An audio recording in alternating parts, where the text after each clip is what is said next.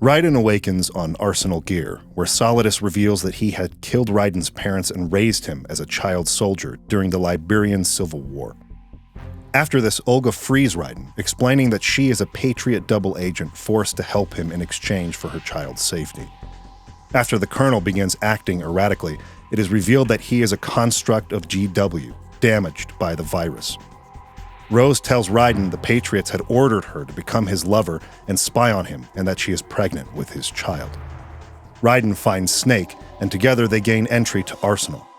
Fortune then battles Snake, while Raiden is forced into combat with AI-controlled Metal Gear Rays.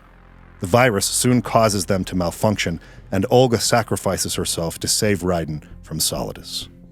Snake and Raiden are captured and taken to the top of Arsenal Gear by Solidus, Fortune, and Ocelot.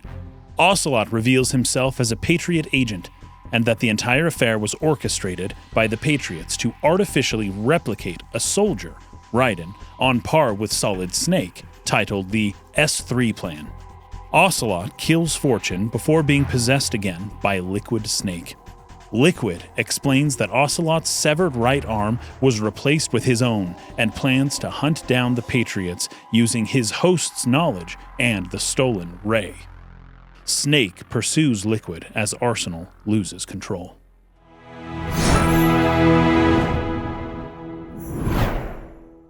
All right, I want to start off today's episode with just one maybe clarification and I guess promise to the audience moving forward for the rest of Metal Gear, period. For any other Metal Gear game we cover from here on after, I'm making a solemn pledge.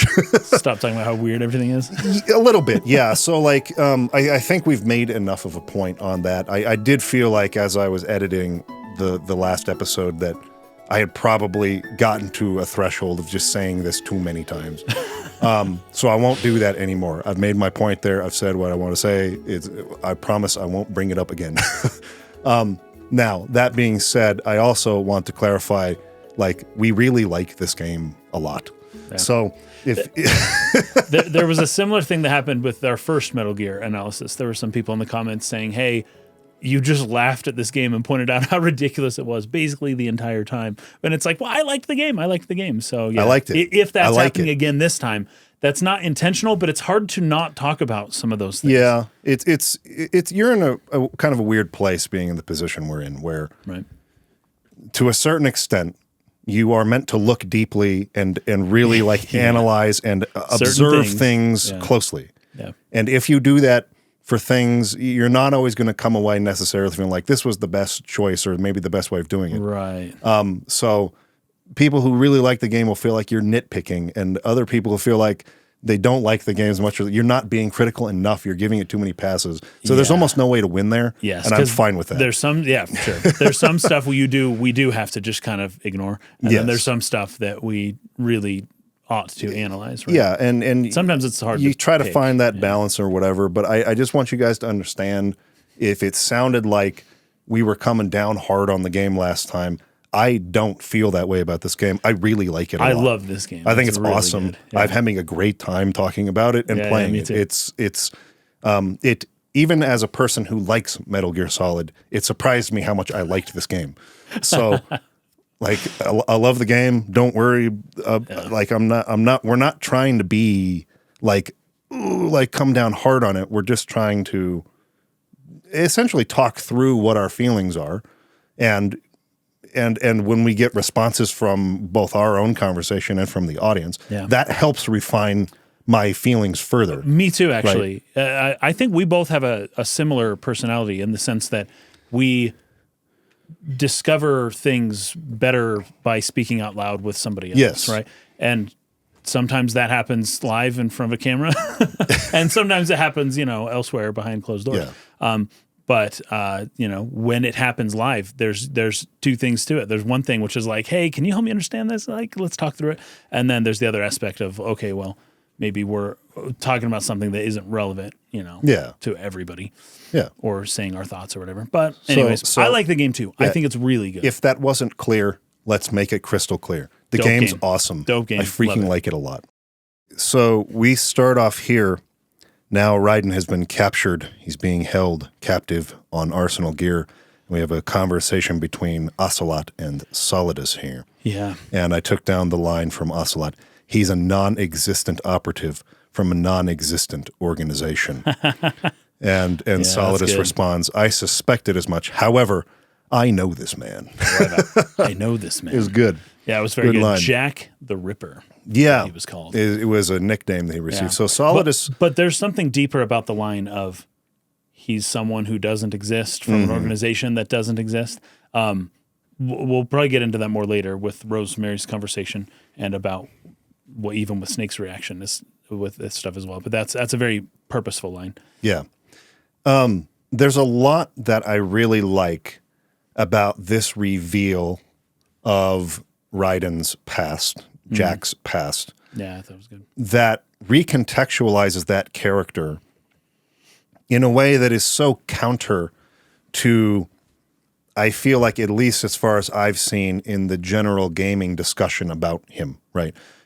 People talk about him being weak or androgynous or effeminate or like all these things, this sort of like reverse of what Snake is, who's this like hardcore badass with tons of experience. Yeah. He's like this young, green, like doesn't know what he's doing, first time operative guy. But this reveals he's none of those things. Right. He actually has more combat experience than Snake does, most likely. Yeah. Like a lot more. And he's been he's been in the life or death situations more often. Way more. And he has since he's been fighting since he was 10 years old or something like that. And I don't know how old he is now, but that's a lot of years worth. He's got his 10,000 hours in. He is an expert fighter. He just didn't want to talk about it. He didn't want anyone to know about it. Yeah, exactly. Especially Rosemary. Yeah. And this totally brings a new dimension to this character that for me in playing this game, I think you see this more like as far as his way of expressing himself and like the way he carries himself and the way he speaks and acts. Yeah. You see all of this hardcoreness of the character more in like Metal Gear Rising, Revengeance, and probably Metal Gear Solid 4 when we get to that. But you discover here that he wants this to not exist. He wants to forget it happened at all. Yes. It was a horrendous childhood. Right. And this has like sort of forever made him, for me at least, like way, way up there in terms of my favorite characters in Metal Gear Solid. I think I like Raiden more than Snake, personally. Ooh, that's interesting. More than Solid Snake, I should say. Yeah. We're not talking about Naked Snake and Big Boss. That's a whole different conversation that we will have when we do Metal Gear Solid 3. I love that character. Nice. But I think I like Raiden as a character. I enjoy like his sort of arc and his role within like what Metal Gear is going for. Yeah. A little bit more than Solid Snake, personally. And you've played other games with Raiden as a character, right? Yeah. I mean, he's the only other time I think he's a playable character as far as being like the main POV character through the story is Revengeance. Rising. Okay. Which is... Revengeance is a dope name. What a crazy game. Maybe we'll do that one someday too. Okay. It's completely bonkers. Well, there is that scene, I'm skipping ahead a little, but there is that scene where we finally do see Snake again, and he's like, I didn't really betray you. It was all an act. Yes. But you do see finally Snake, and there's a big musical cue for the audience to be like, there he is. You see Snake in his getup and in his bandana. He is Solid Snake. He's wearing the outfit. He is finally, I don't know, 8 hours, 10 hours into the game, you finally see Snake wearing this since the ship incident, wearing this dope like suit, his sneaking suit, right? Mm-hmm. But then he gives Raiden his suit, and there's kind of a moment where they're, talking with each other, and it's just like, hey, why didn't you tell me? Oh, you didn't ask, kid. Once again, you're not asking the right questions, but here's your clothes. And he zips up his suit. But there's a moment here where when I first played the game, this was the final time where I was like, hey, am I going to play as Snake or not? And all throughout the rest of this game. And it was at this point. But there's almost this understanding, especially after this scene comes with understanding more about Raiden, to where it's like, wow, now I finally see the real Snake that I've wanted to play as this entire game. Mm-hmm.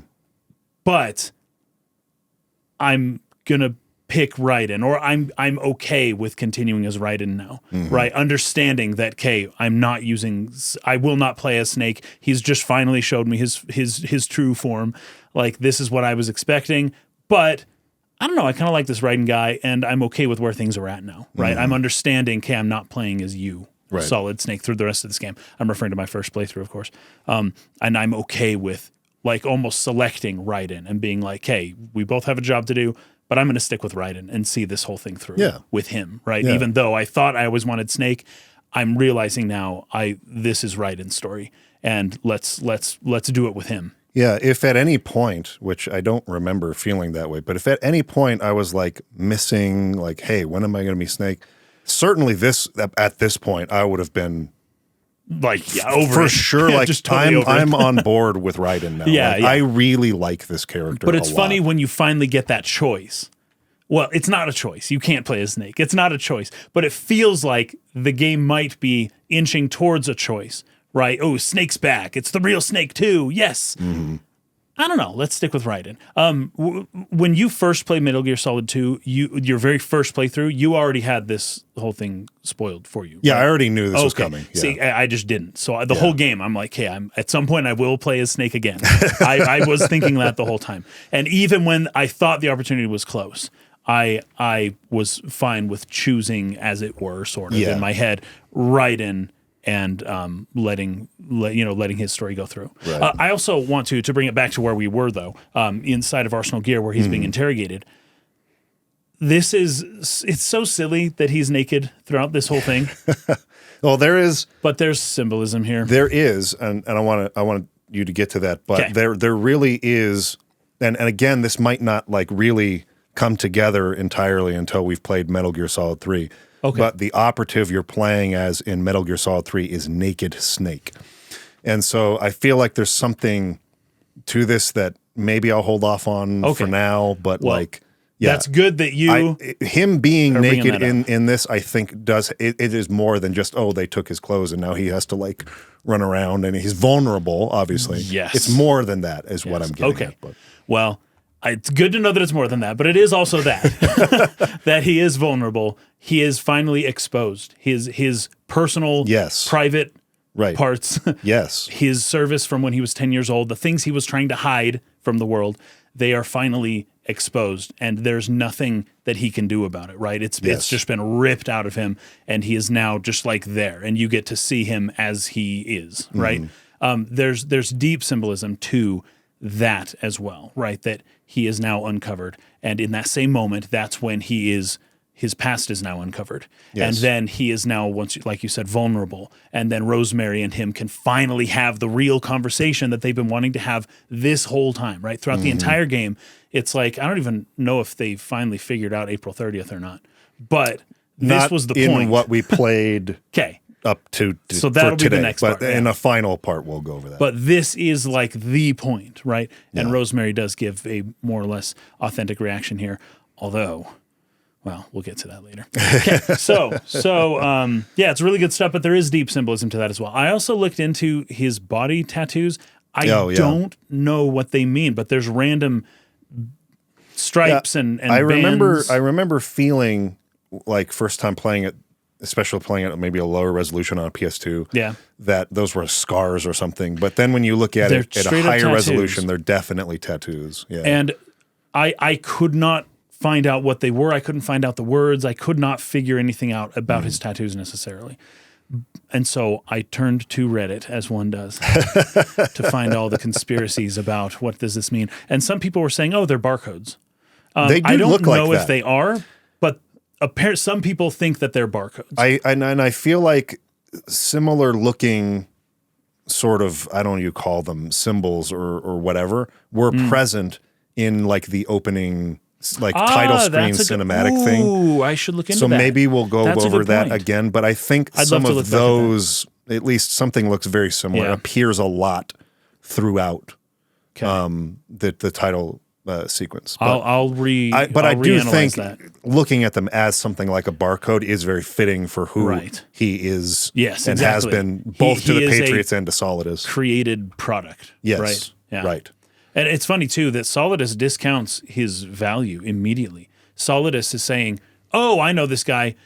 Oh, he's just a lackey for the Patriots. He wouldn't know anything. Without asking the guy, tell me what you know, he's just like assuming, he doesn't know nothing. He's just a lackey for the Patriots. Let's go. Let's kill him and go, right? Let's be done with this. Just really short-sighted on his part. Not to say that Raiden would have necessarily divulged much information, but as the game progresses, even through this playthrough right here that we're about to play, Solidus slowly realizes by the end of it, I think you still have some use to me. I don't think I should kill you yet. I'm going to use you even more. But at this moment here, he's thinking, I've got no more use for this guy. And that maybe is just a foreshadowing to the fact that he is not actually the one in charge. No. Even though he thinks he is. Right. So maybe we're supposed to find these breadcrumbs, as we go. Yeah. But then Olga enters, and she's, of course, looking away from him. Yes. But so that they can do their telepathic their mind communications through they always say nanomachines. switching to nano-communication, of course. Yeah. But also, before that happens, Ocelot shows that he took the CD, the virus, from Raiden. And he's like, I want to talk about that. I'll take this. And then he leaves. And he might do something or not with it. I definitely want to talk about this. But that was an important thing to notice. It was an important thing to notice. It's an important thing to notice because we had already kind of brought this up too. The president gave the disc to Raiden to give to Emma.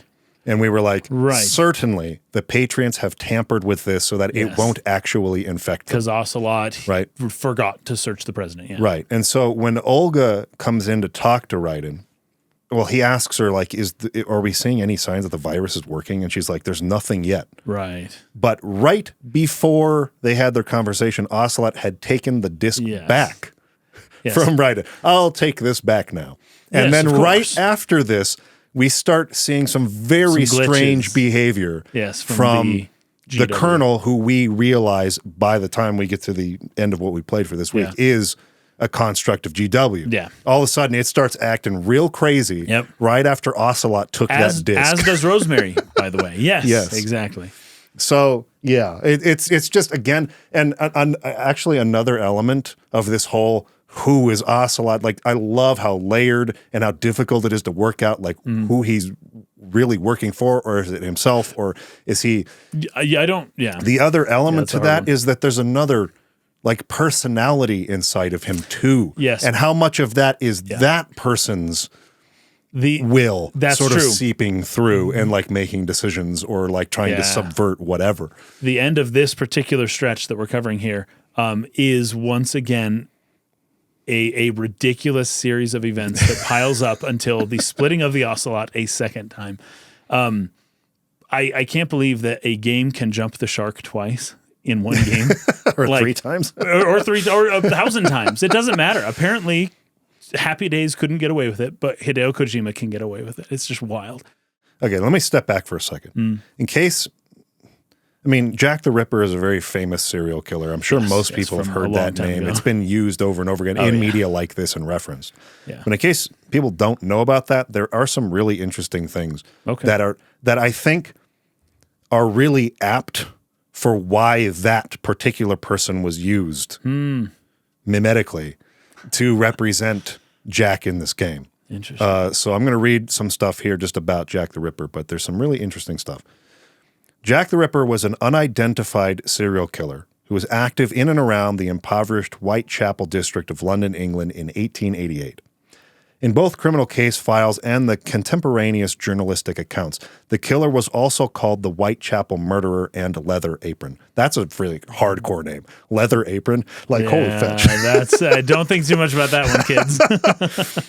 Attacks ascribed to Jack the Ripper typically involved women working as prostitutes who lived in the slums of the East End of London.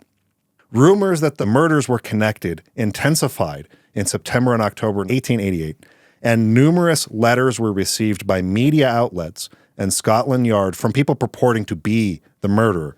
The name Jack the Ripper originated in the Dear Boss letter written by someone claiming to be the murderer, which was disseminated in the press. The letter is widely believed to have been a hoax and may have been written by journalists to heighten interest in the story and increase their newspaper's circulation. Oh my gosh. Yeah, I don't want to sit on that for a journalism second. Strikes again. I want to sit on that for a second. Yeah. That's exactly the kind of thing that this game is getting to. Right, About that's true. information and the control of information. And are you sure that just because you read it in the paper that you know where it came from, or that everyone told the truth about it? And this is way before the age of digital. Well, this right? this is the exact age of yellow journalism, which is also the when the American the Pulitzer Prize is named after the guy. I think it's Alfred Pulitzer. He lied about like the Havana Harbor incident that started the Spanish-American War so that America could basically get into war and he could sell newspapers, right? It's like, and then they named a freaking award after him, right? An awful person. But this was the age of yellow journalism where this kind of stuff was doable because of the public relied and believed so much that the news they're getting was real and true and correct, that journalists had so much power. It's pretty freaking ridiculous. Yeah. But yeah, this is around that time. Exactly the same thing.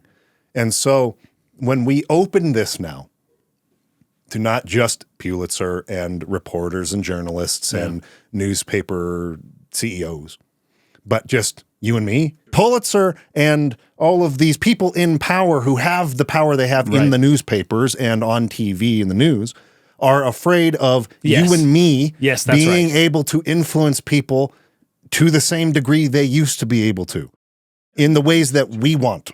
And so the Patriots are like, we can't have this. Yes. This is the whole danger of the situation. Right. To them, to their station, to their power. Because they're angelic, perfect, never ever extract from other people purposes of their own interests or whatever. Yeah. As if that were the case, right? So they're saying, can you imagine what if? And it's like, you guys are like, do you want Pulitzer being the one who curates the news is the question. And the answer should be no. No. Knowing the history of what happened there. No.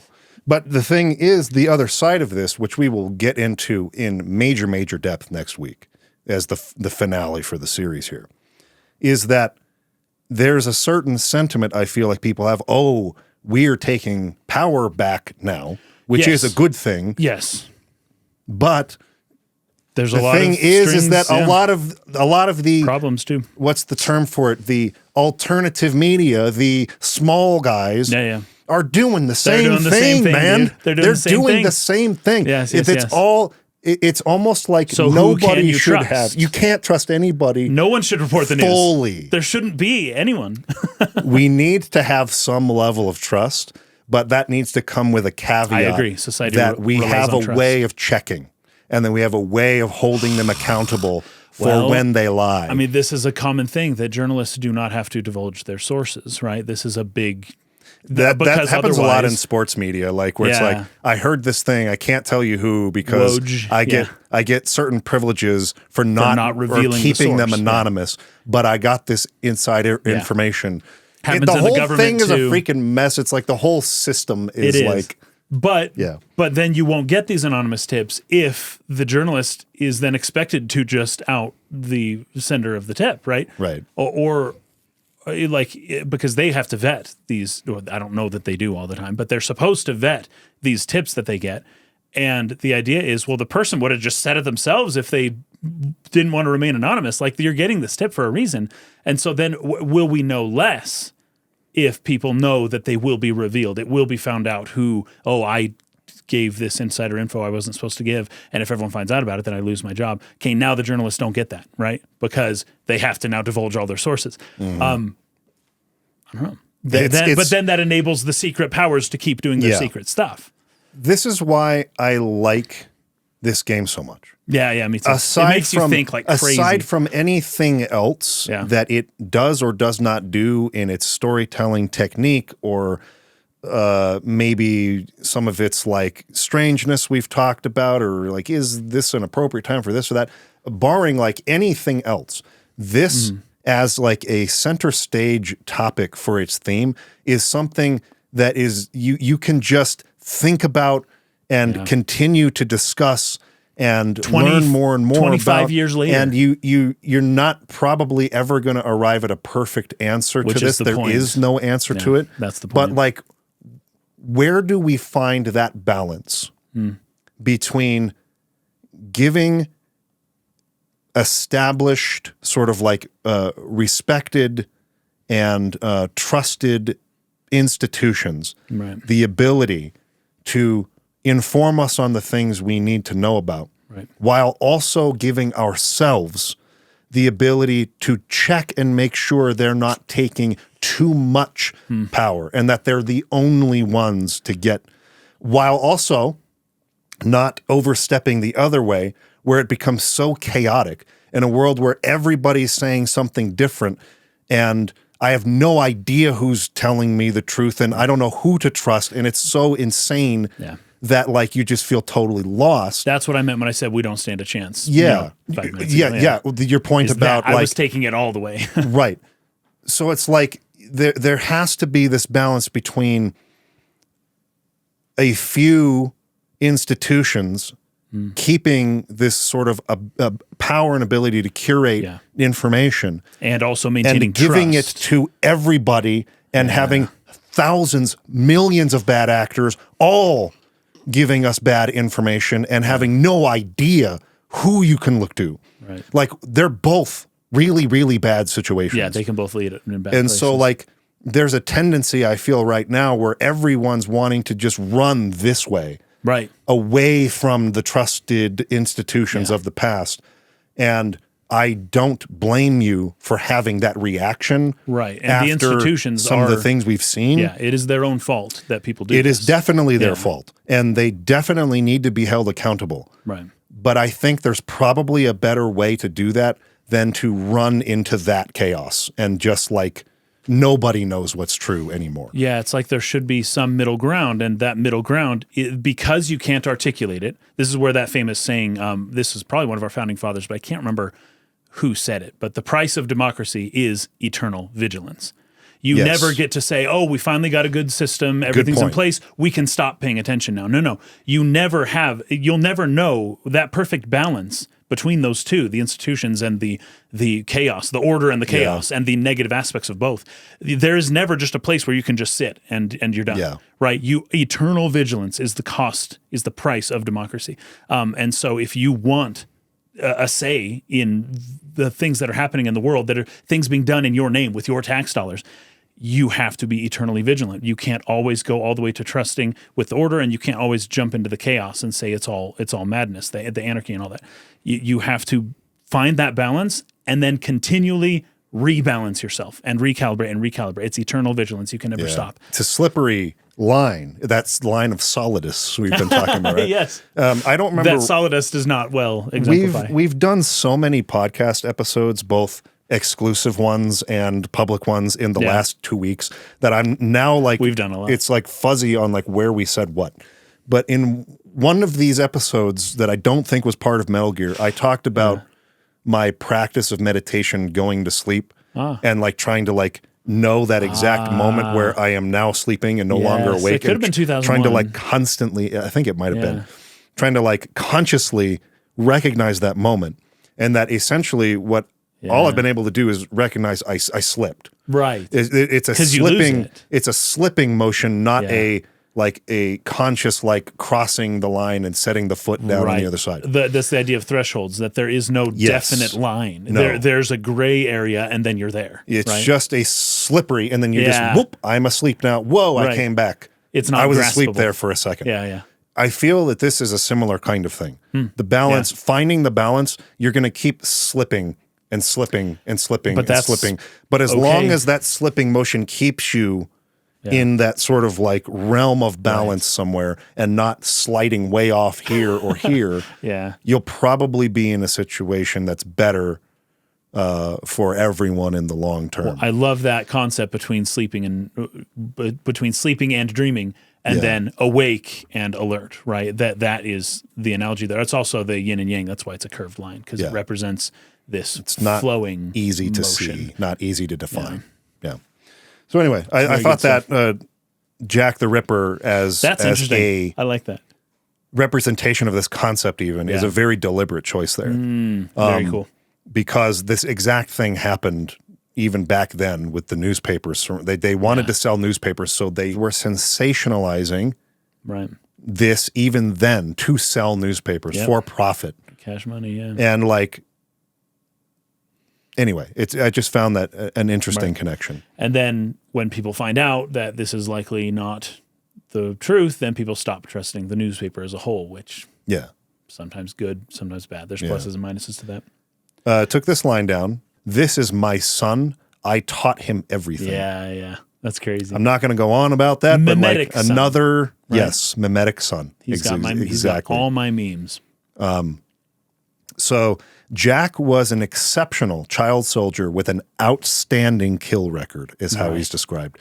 That earned him the name Jack the Ripper. The Patriots later recruited him, and he disappeared from the relief center. And so Solidus hadn't seen him since he was a kid. So he probably thought, this kid's dead. Yeah. Ocelot's arm begins reacting again. This happens anytime Snake is close by. It's kind of revealed anytime Solid Snake is anywhere in the vicinity, Liquid starts to like emerge and like get restless, and like Ocelot has trouble controlling. And what the craziest thing is that Solidus seems to know exactly what's going on with Ocelot, and he's just like, get that arm under control, Ocelot. Like, a lot of things are being done at Ocelot's suggestion. Ocelot has a very prominent place in all of this.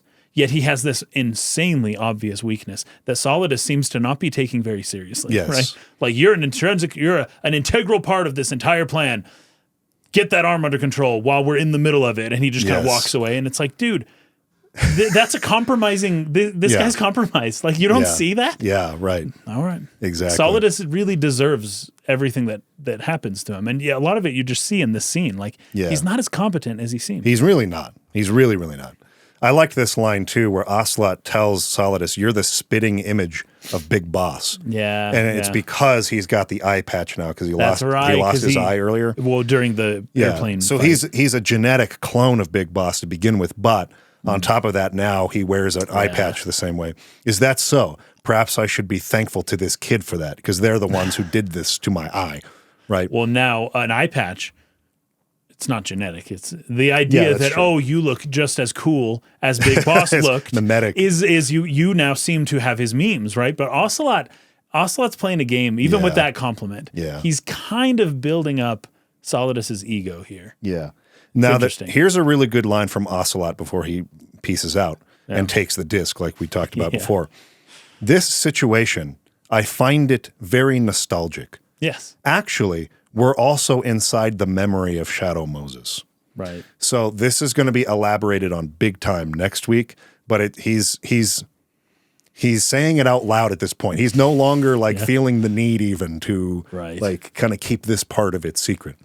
We've alluded to it throughout the analysis, but there are so many similarities to the Shadow Moses incident here that it almost cannot be ignored at this point. Right. I mean, the fact that he's being tortured in almost the same way with the same exact minigame. I know, and try the to light, like keep the light, the lights when you wake up comes on, and you wake up, and push strangle like over and over and over to breathe. Yep.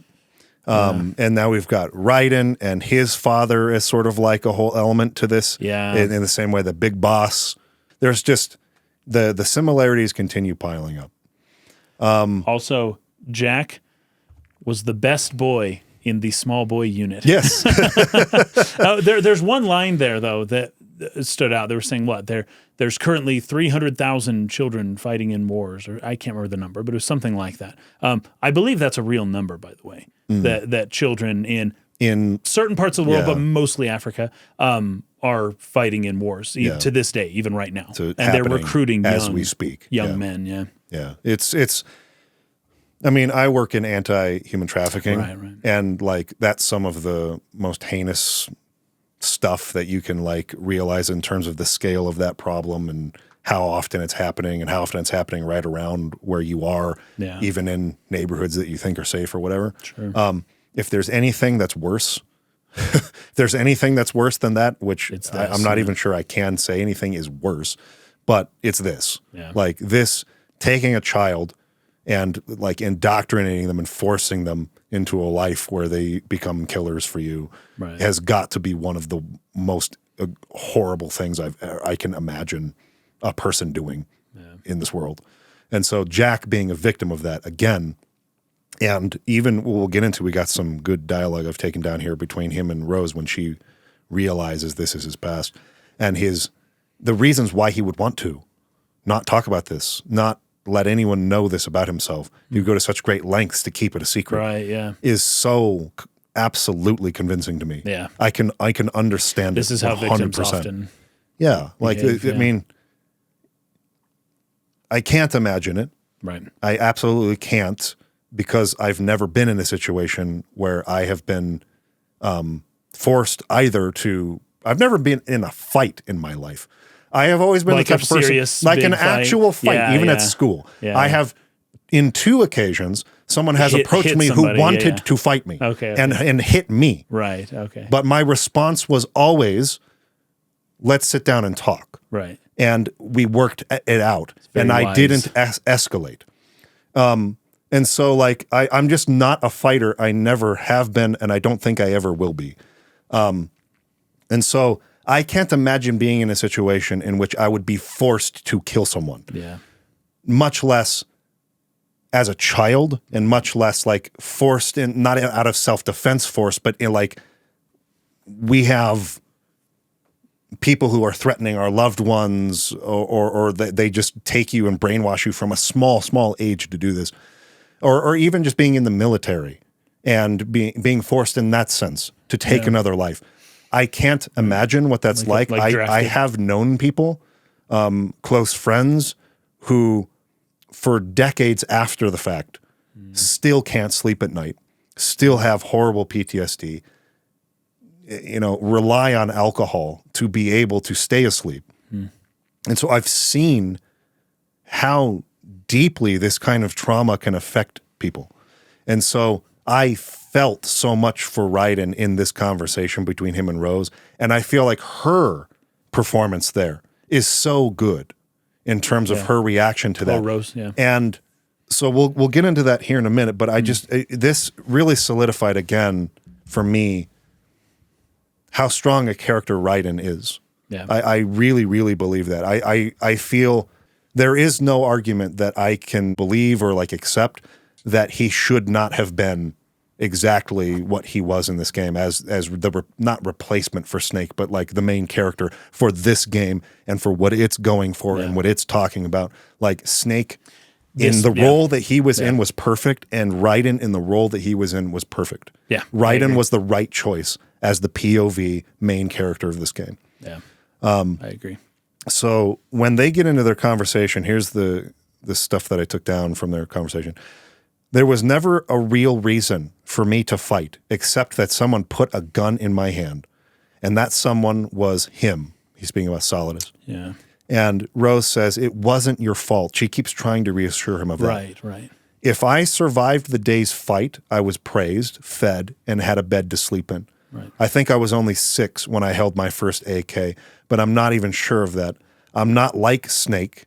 I never questioned why we fought. There was no purpose and no way out. They give you a gun. You ask how many to kill. If you didn't, you were the one they shot instead. So this is going to lead into another really brilliant thing that I think this game does. Jack never questioned. He never had a mimetic sort of like a reason to fight, passed on to him for why he's doing what he's doing. And Solid Snake said, at least I always fought for what I believed in, right? And it's like, he didn't. Right? So GW, which we're going to get into a lot more in the next one, but like we know that GW is essentially the kernel is a construct created by GW. That's revealed here in just a minute. That was sort of like putting Raiden through this this mission, this big shell mission, right? At the very beginning of the game, I think Raiden said first, my feelings have nothing to do with the mission. Right, yeah. And the response from the colonel was, we've discovered it doesn't work that way. Yeah.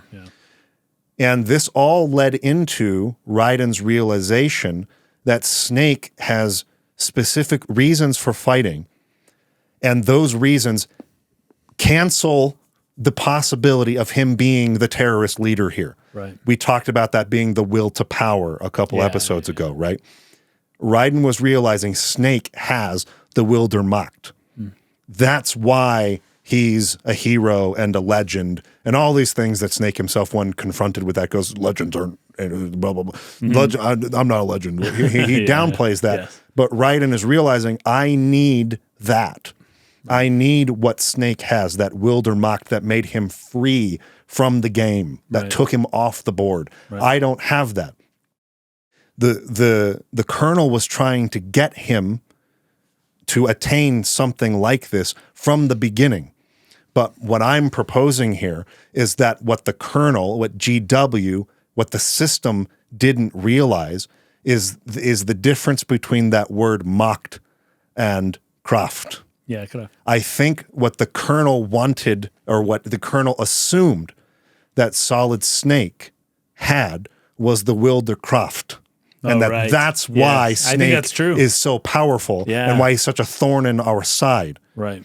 But in order to recreate a soldier as amazing and as perfect for our needs as Solid Snake, we got to get this Jack guy to attain the Wilderkraft. Yeah. And that's what this situation, this mission is for.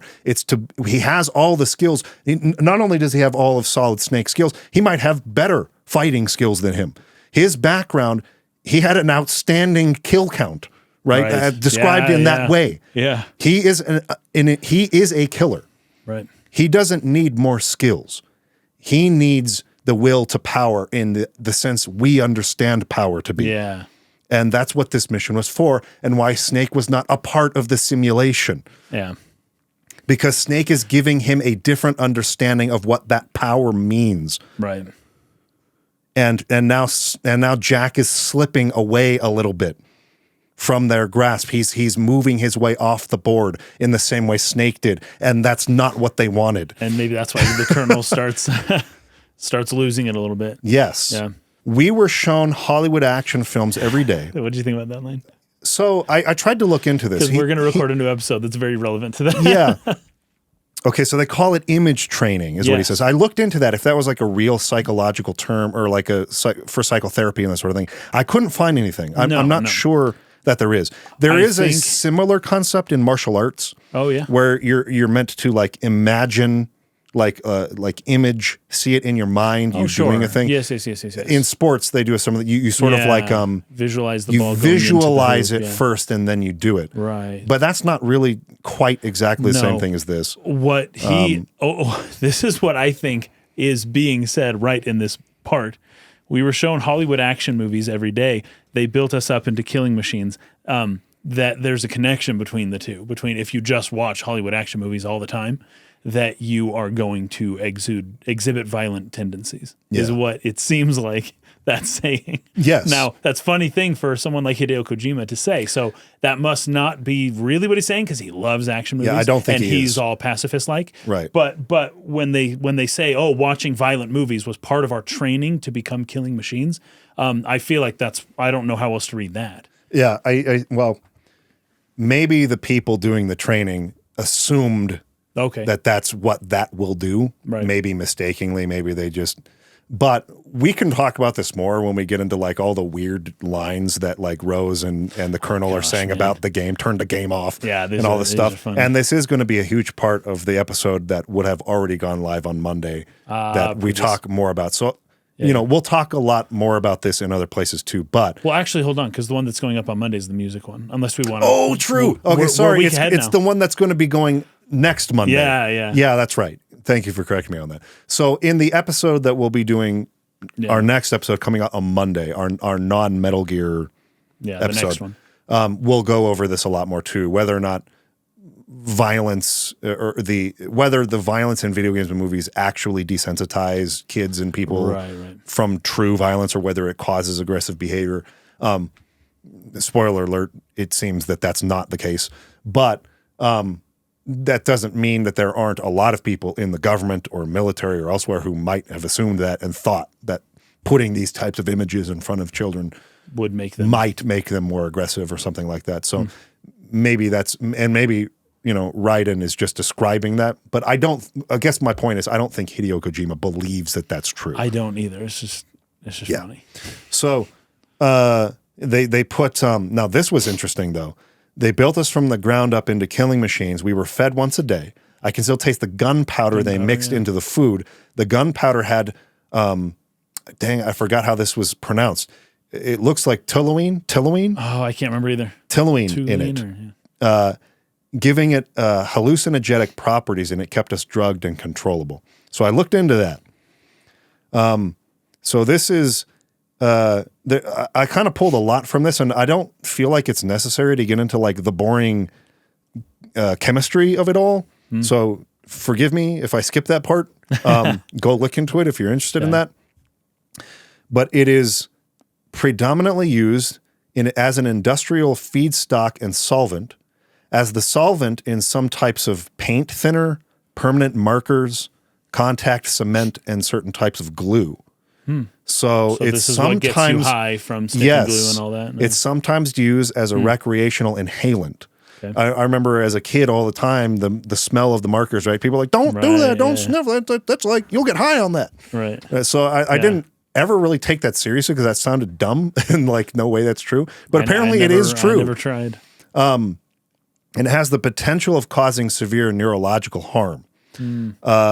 It's used as an intoxicative inhalant in a manner of unintended, or in a manner that is unintended by manufacturers. People inhale toluene-containing products like paint thinner, contact cement, correctional pens, etc., for its intoxicating effect.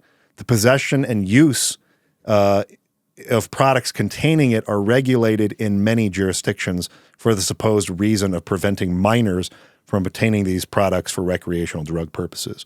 So that was interesting. And so like that's what they were putting in the food they ate, right, to keep them drugged and controllable. So he talks about being afraid of the night, like he told Rose before, because he remembers. It's almost like Solidus was saying earlier, I think his memory has been tampered with probably by the Patriots, but he has these memories. These memories emerge when he goes to sleep and he dreams. And so this is why he's afraid of the night. This is why he doesn't like to sleep next to anybody. Well, he's hiding this part of himself from her. This once again shows that the people in charge who are trying to plan for every contingency and control everything, that they can do so during the day, but at night, when you cross that threshold into the dream world, they lose their control over him, right? And that's something that you can't just keep people awake all the time. They have to go to sleep. And when they go to sleep, all those things that you gave to them or that you ensured were put into the right place, they all kind of dissolve. Yeah. So, and I loved this too. So again, I kind of mentioned how I loved how sweet Rose's responses were to this, how genuinely she just felt for him and broke down and cared for him. And it's fine. Like, I accept this part of you. It wasn't your fault. Right. She's saying all the right things, and not just saying the right things, feeling the right things to demonstrate that she loves him. Because when she says I'm pregnant, her voice turns into a robot. So we'll talk about this too. Is this really Rose? We're going to talk all about this. There are lots of ways to interpret this. I'm leaning a little bit into my interpretation by saying this. She's real. I believe this is the real Rose. I wouldn't say my belief. Yeah. The interpretation I choose for myself, my headcanon here, is that this is the real Rose responding to him, not an AI. And in particular, genuine. not an infected AI. She is really saying this, and she's really feeling this, and she really does love him, even though she was recruited by the Patriots to spy on him and all this stuff. She means it when she says, I fell in love with you in the process of spying on you and all of this stuff. That being said, his response to her is, I can't marry you. I can't pass on the genes, all of this to the next generation. You have to understand, like, my choice is to refuse to pass forward. This is also huge for what Snake says to him at the very end of the game. But at this point, he is refusing to pass. He's making the choice. I'm not doing that. I think it's too dangerous to bring a child into the world with all of this baggage and all of my genes and all the crazy stuff that happened to me passed on to them. I refuse to do it. I relate to this a lot, personally. Okay. On genes or memes? On genes and memes. Okay. I don't want to say always, but like, I always felt like, especially in the meme system I grew up in, there was such you choose which ones to pass on, right? Yes, You don't have to, okay. In the meme system in which I grew up in, there was such a strong emphasis put on family, Right. go start a family, Yeah. have children. Like, this is the most important thing you can do in life, kind of a thing. Yeah. I'm not even bringing this up to express my disagreement with that as a principle. Right. I'm bringing it up to say, even then, I wondered whether or not I fit into that idea, whether it was a good idea for me to pass on. Because even at a young age, even when I didn't have external sort of like horrific things happen to me like Jack, which would mess me up psychologically and make me a person maybe unfit to be a parent for all the reasons one who has been through that might feel. Right. I still had all of these sort of like hangups and problems and difficulties and just like underlying suffering and sadness I could not explain that I later learned was genetically passed on to me through my father and specifically his father. I did not know how awful my grandfather's anxiety disorder was until I think 3 years ago. Oh, really? My father told me this and I was like, wait, Grandpa was going through the stuff like the panic attacks and all this that I saw you deal with when I was growing up, and he didn't have anyone studying this in the 1940s and 50s who understood it and could like actually provide a medication that might help. He just had to live with that and just like figure it out in a time where that was considered, oh, you're just weak. Just like pull up your bootstraps and like figure it out and stop being a weak man. Right. You have responsibilities, you have to take care of your family. Like he had to live with that bored into his mind. I have grown up in a time where this is almost very well understood. Everyone understands to what degree they have it and has answers and has therapy available to them to help them understand it better. My grandfather never had that. Yeah, that's crazy. And so this was passed on to me. So for all these reasons, I don't understand as a child, why do I feel this way? Even then I was doubting, is it really a good idea for me to be a father? Right. That became stronger and stronger as I got older and as it got worse and a whole bunch of other things. So my point is that I really felt that when Raiden said that. I can't marry you, Rose. I can't do it. I felt this just connection to that feeling. Like there's no way I can be responsible for bringing people into this world knowing that I could potentially or maybe even certainly will pass on the kind of suffering that I have had to another human being, especially in a world moving in the direction that it seems to be moving with all of these problems that I feel very uncertain about. Right, yeah, like how can I put somebody into that world with those problems? Right. I'm not saying I just want to conclude what I'm saying here with that's a feeling I understand. Right. I'm not saying that saying no to that is the right answer. Well, I'm glad that you elaborated on that actually, because your experience is just it's one that I don't think people can know like what you're feeling without having gone through it themselves. And I have not gone through what you've gone through, and I've appreciated it a lot. It's one of the things I like about this podcast. I get to know you better each time I talk to you, which is so funny because I've known you for so long. But when you explain things like that, especially something that I don't know, like biologically important, right? Mm-hmm. All I can think of is like, man, like to gosh, like I can never know like what you're feeling. Like I will never be able to know or to like truly understand like exactly what you've gone through. Yeah. And that's a thing that, in some ways I just want to say, darn, that sucks, but in a nice way. Yeah. What's the nicest way to say that? See, this is the problem. I'm trying really hard. It's not easy to do. It's not. It's not easy to. But I want to. What's the word? I want to affirm what you're saying and say that you have valid reasons and that sounds valid. That doesn't sound crazy to me. Right. I totally get what you're saying. And I have also been in positions where I can't possibly understand what someone's telling me. Right. And what words do I use to show I feel for you, even though it's not in an empathy way, right, more in a like a sympathy way, because I can't understand it. Right. But any words I say will like trivialize what you said. So I almost like don't know what to say. But I do want to that. say something, and it's basically just to validate, what you're I feeling. I think you know people even who are close to you who have the same hesitancy about having children for the same reasons. Yeah.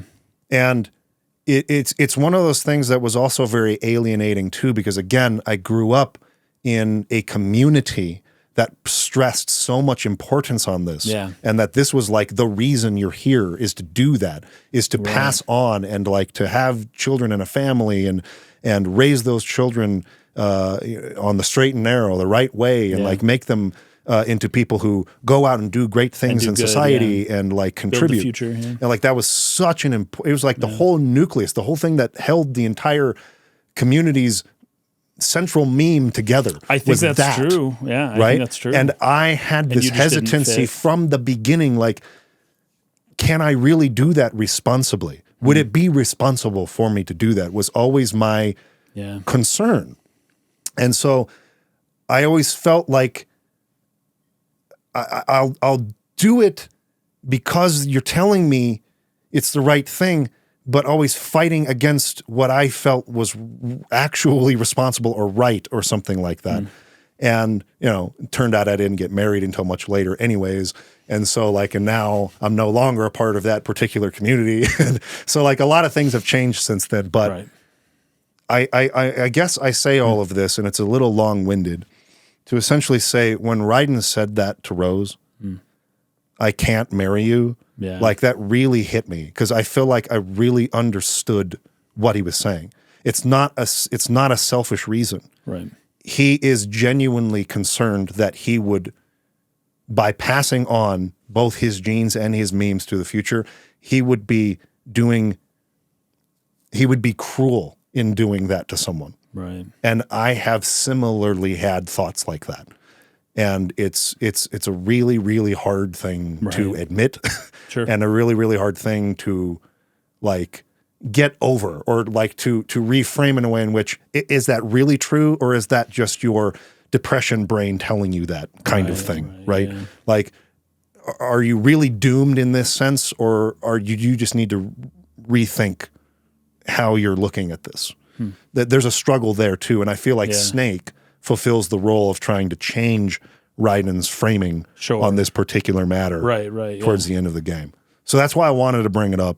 I like that, and I like where you came to, and that sounds good. Okay, so let's move on here to the Colonel going nuts. So the Colonel's voice breaks when he says the word mission. Yeah. And all of a sudden it's a mission. Yeah, it's I loved this. Wait a second, the AI just stuttered? Yeah. What happened? Raiden asked him if he's under order from the Patriots. And he says, your role. Stop. That is, the word role. Your mission is to infiltrate the structure and disarm the terrorists. My role, why do you keep saying that? It's because he's a node, and you're playing the game as a nerd.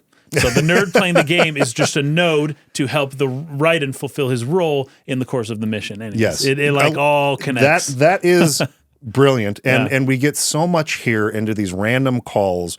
These all creepy, they get wild. What was turn the game system off right now.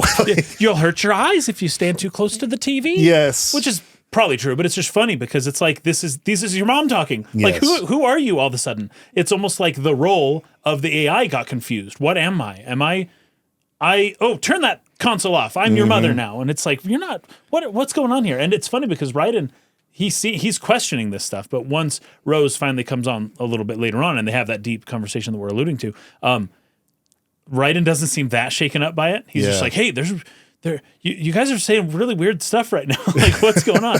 Instead of like, holy crap, this entire mission, abort, abort, abort. You guys are broken. Yeah. I love this section of the game. This is probably my favorite part of the whole game. Well, I like think it it's so upon brilliant. a second playthrough. I like it. I think it's so brilliant. Yeah. It I think at first can feel so weird and just like, oh, we're getting meta with this now. Like everything's a simulation. You know, it's almost like a lot of times people aren't very satisfied with stories that lean into it was all a dream as the explanation. Or like in this case, it's all a simulation. There's a lot of ways to interpret what's going on here, and I think that's on purpose. I don't think there were meant to be any concrete answers to a lot of the mysteries here. Okay. I think Metal Gear Solid 4 does give concrete answers to a lot of this. We'll get to those. And I'm not sure yet where I land on Metal Gear Solid 4 in relation to this game's theme. I see. So is it better to know or is it better to not know? We will eventually discuss that when we get to Metal Gear Solid 4. I'm just tossing a little bit of a teaser out there for something that we will probably eventually elaborate on a lot more at another time. But if you follow, and I have to thank Riker's Beard in particular, who is a part of our Patreon, who sent me a lot of great sort of forgotten or buried old articles and interviews with Hideo Kojima. Okay. And how often he spoke about, I am not going to make any more Metal Gears after this. I'm done after Metal Gear Solid 2. Yeah. And then I'm doing 3. But I'm done after this for sure. They're going to make a Metal Gear Solid 4, but I'm not going to be a part of it. I promise I'm done. I don't want to. I'm done. And then he's making Metal Gear Solid 4. And they're like, well, I'm done after this for sure. I'm never making Metal Gear again after this. But he received death threats. Oh, yeah? When it was announced that he was more in a producer's role for Metal Gear Solid 4. Oh, yeah.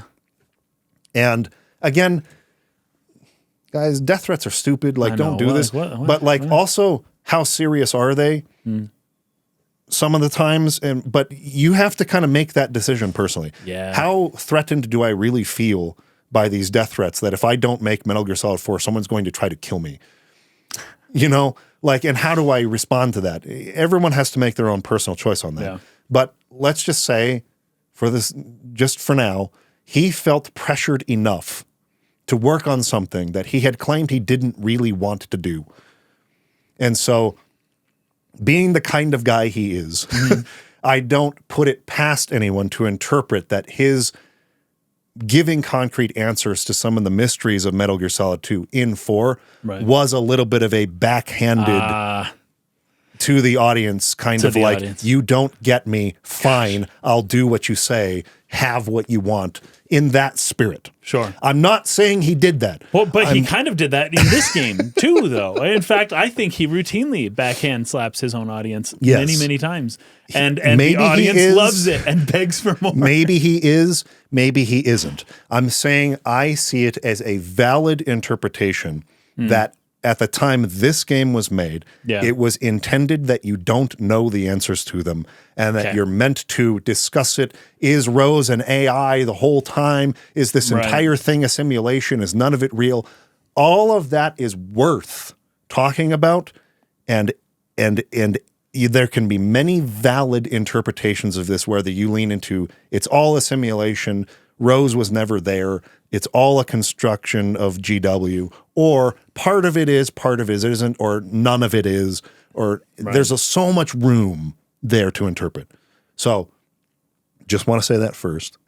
There are concrete answers given to this, but I think it is important to allow people the space for this game to give interpretations that might contradict a later retcon or explanation in a later game. Okay. So I want to set up Very good. our analysis going forward on Metal Gear Solid 2 as being one in which I want that to be open.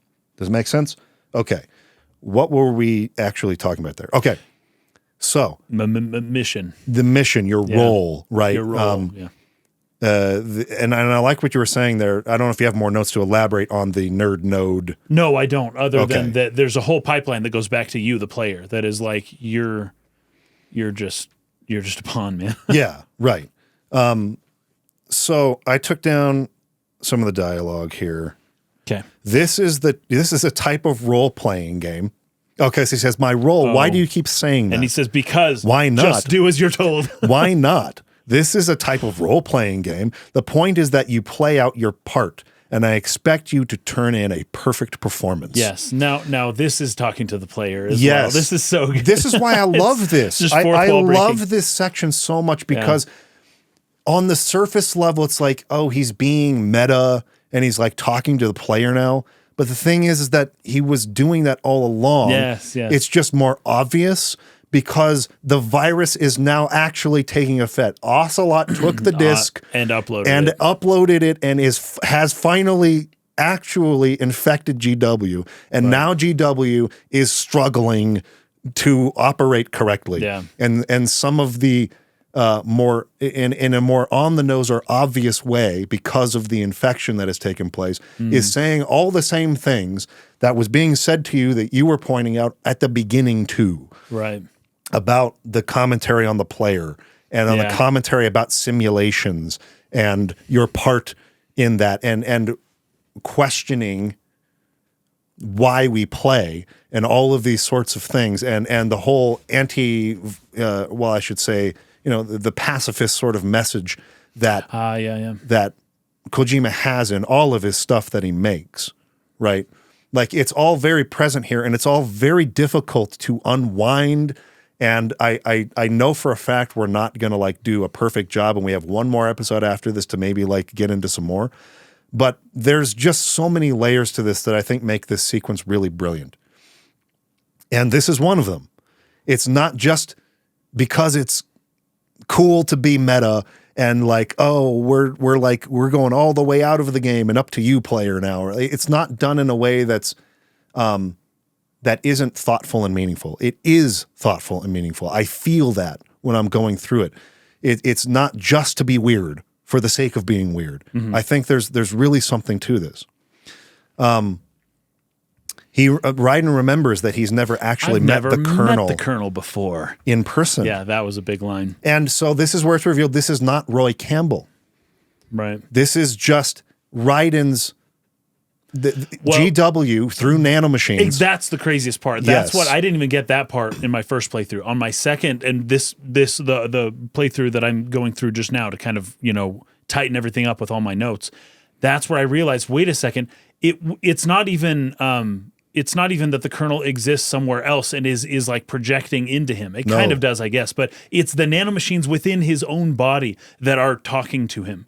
GW accessed that. Yes, that's got the craziest into his thing. subconscious somewhere and concocted a Colonel that he would feel like he knows and that would feel like this was all manipulated by GW from the start. And so then all of the nanomachines within Raiden constitute a node, which is a neural link. Yes. I guess from GW itself, right? And that what do you do when you get the nodes? You're downloading information. Right. GW is constantly manipulating the data in his own brain. That's the craziest part. Yeah. And probably has been doing so. And this is why Solidus said he's useless to question. He's been compromised by the Patriots. Right. He's infused with nanomachines. His memory has been altered. And you're doing that every time you access a node in the game. That's crazy. It's like a patch, an update from GW to continue like manipulating his mind through the nanomachines. That's wild. He's directly downloading into his body. And we had that whole conversation about you plug in the disk and GW can instantly, or an AI can instantly alter the data on that thing. Right. So anytime you interface, you are opening yourself up to that process that was described by Emma in the last episode we covered, where without even realizing it, the scientists who are inputting the data they just took from their experiment, it's being manipulated the second they upload it. Yeah. They themselves are believing the alterations. That's why you've got to keep the paper. Yes. Keep the originals. And this is what's happening to Raiden every time he accesses a node in the game. Yeah. I love that detail. And so the Colonel from the beginning, you could sit there and think to yourself, how could Raiden not realize he's never met the colonel Right. before. Yeah. Isn't that Because strange? all of this stuff is in real time when he interfaces being like manipulated and altered in his mind through Right. nanomachines. That's crazy. That's wild. And so like a sense that he knew this person, a sense that he was in Foxhound, which has been shut down for years at this point, Right. a sense that all of this is legitimate is there, but it was implanted by GW and constantly updated and patched throughout the entire mission. Crazy, right? So complete your mission according to the simulation. No more questions. We have Rosemary. Right. Yeah. What's that supposed to mean? Right? So again, why is his girlfriend randomly brought in here? Well, it depends on how you look at this. Again, so much open for interpretation. The way I took it, even upon the first playthrough, was this is definitely going to end up being blackmail. Like the only reason they would bring your girlfriend in here so that they could manipulate you, Yep. which is what he's saying here. Yeah. But even another step beyond that, was she even involved at all, or was this all just a trick? That's Rosemary's a construct of the AI as well. well, at least To manipulate him. Part she is, I think, because she starts saying crazy stuff too. Yes. Right? She's the one who says, "Don't get too close to the TV; you'll hurt your eyes." Right. Right. When everything starts breaking. Now, here's the one caveat to this, and this leans into my interpretation of how this goes. That only starts happening after she admits she was a spy for the Patriots and that she's pregnant. After that moment, that's when Rose starts getting weird. Wrong! You think I'm an idiot? This is Mike in post after having come across this error that I made and correcting it. I actually replayed the ending of the game since recording this episode. I noticed a couple more things, which I'm going to try to throw into my comments for the final episode. But this in particular was just flat wrong by me. Rose does start acting strange before she reveals that she's pregnant with Raiden's child. So that just gives even more credence to what I was saying, that there are many ways to interpret this. It is completely valid to say that she was a part of the simulation, that they didn't have the real Rose. On the other hand, I won't spoil the ending of the game, but Rose is involved in some way, and so there's you can go both ways. You can go both ways. However, this particular thing I said was wrong. Interesting. So I thought it was before that. the way that I see it is that Rose was genuinely a part of this mission, and that those moments where they're going through their tough discussions, that's those were real.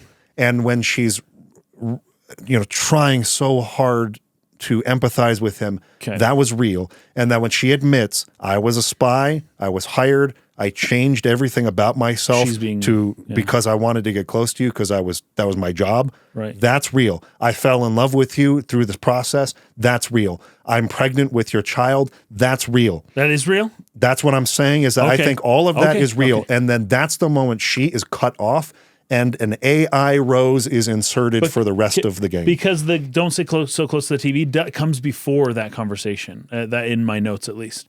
That's interesting. It's it early. came It's when after things started for me. breaking. But here's another thing.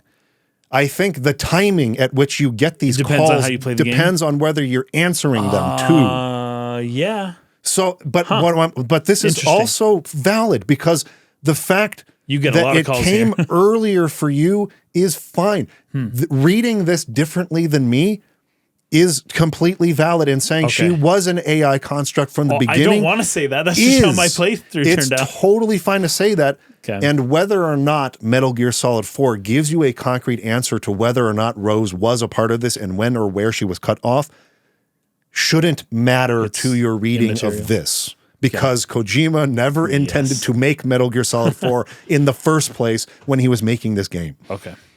And never intended to answer that mystery. He wanted you to read it the way that you're reading it and what's coming to you, or to discuss it and then fall on whatever interpretation you fall on. But to me, the way I like to read it is she really was brought in.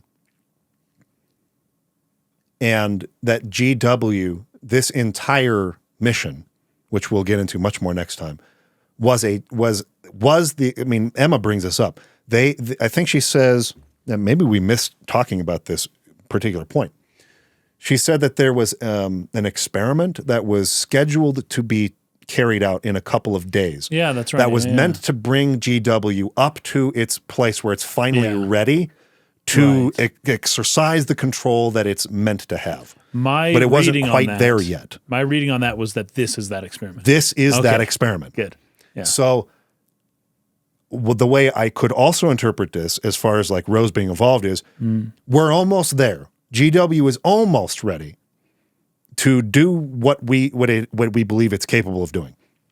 But this experiment is actually really key to get it there. Jack has to believe this is really Rose speaking to him. Right. And I'm not sure GW is ready before carrying out this experiment to perfectly replicate Rose.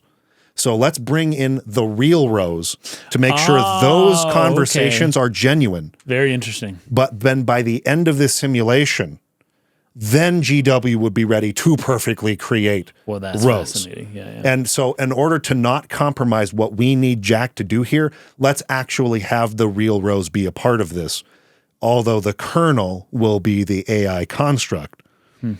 That way, he won't be suspicious through the mission that something's wrong or that there's an AI sort of like involved in his head.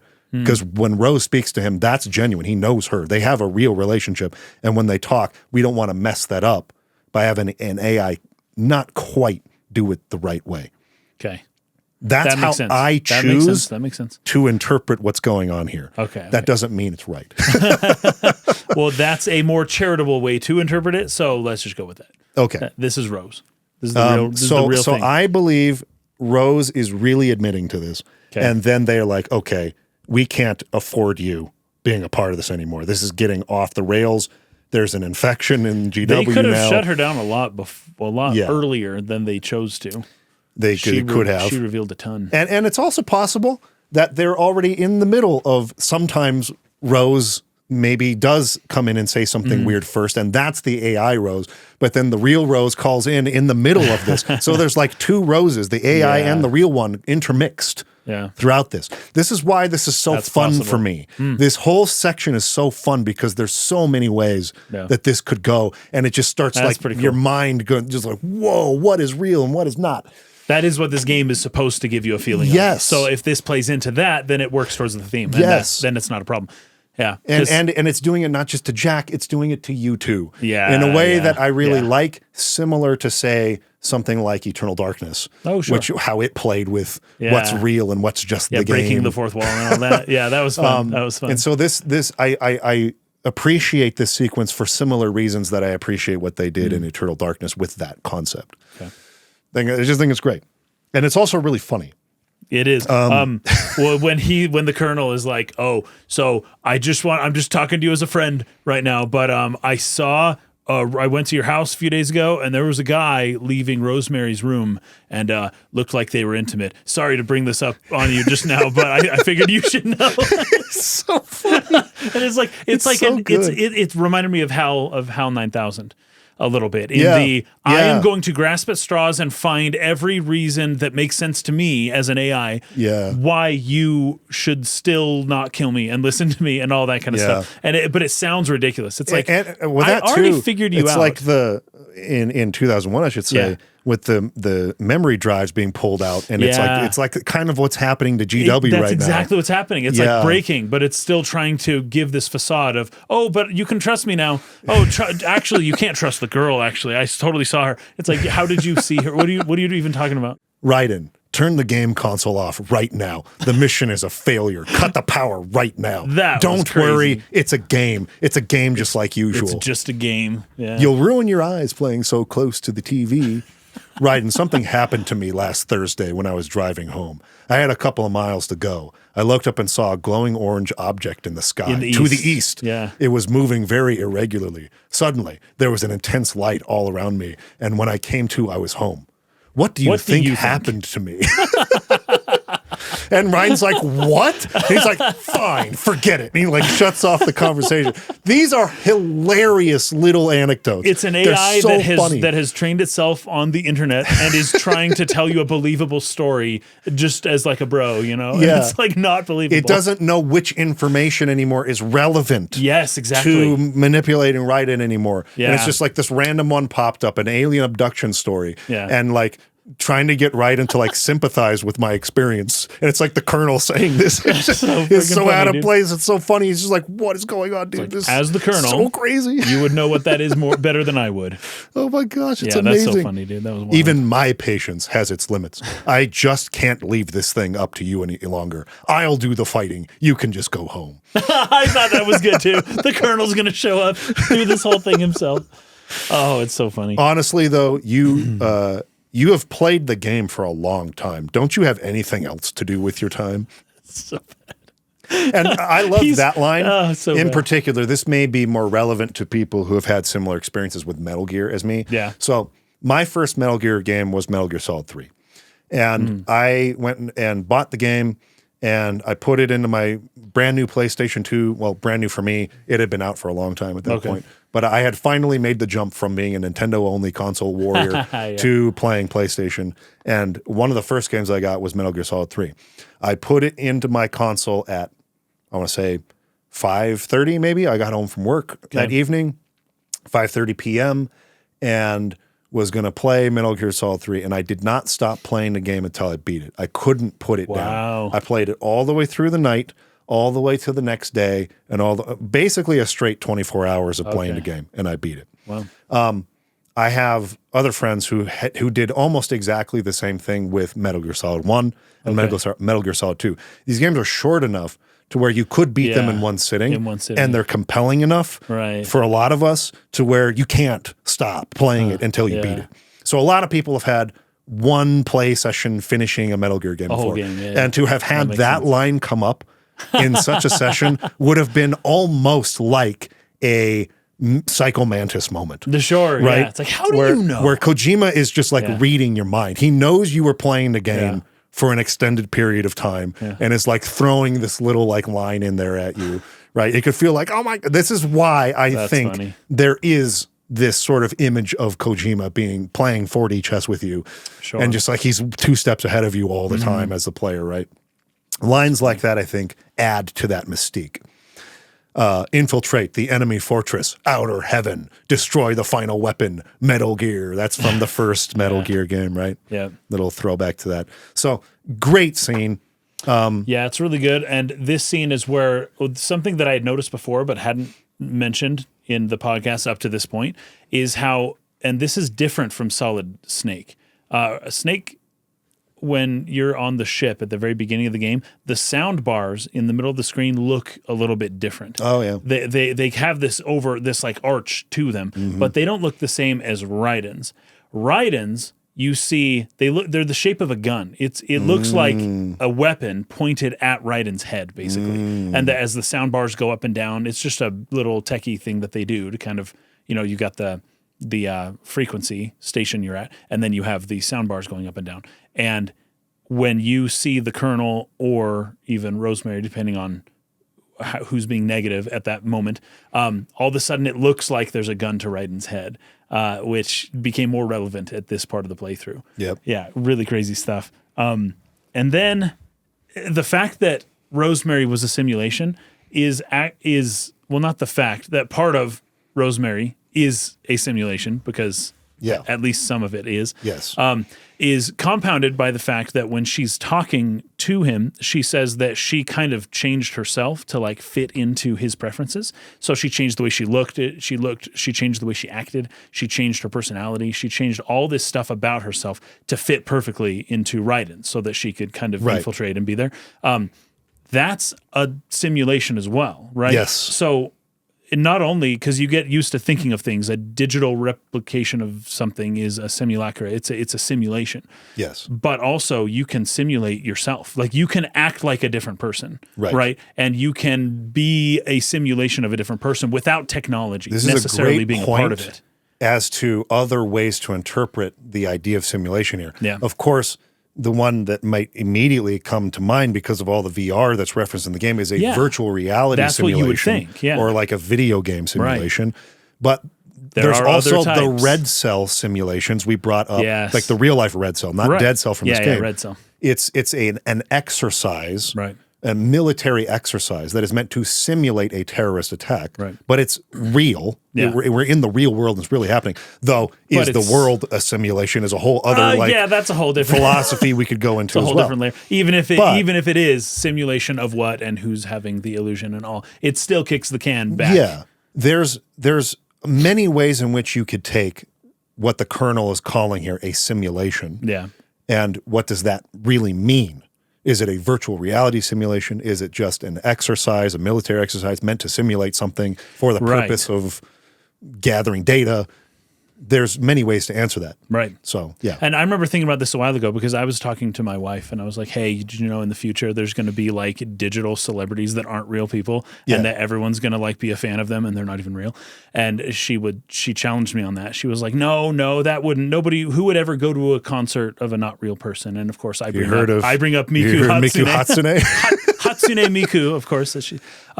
And she's like, well, that's crazy, but that wouldn't happen here. And then I brought up the possibility that the Britney Spears that America fell in love with for 30 years was not actually who she really is. This is 100% true. Right? Not just like the looks and how the producers and the managers and the agents, the way that they kind of manipulate. Yes. There was a big deal. There was an artist who was huge about 10 or 15 years ago. Her name was Kesha. Do you remember Kesha? Oh, yeah.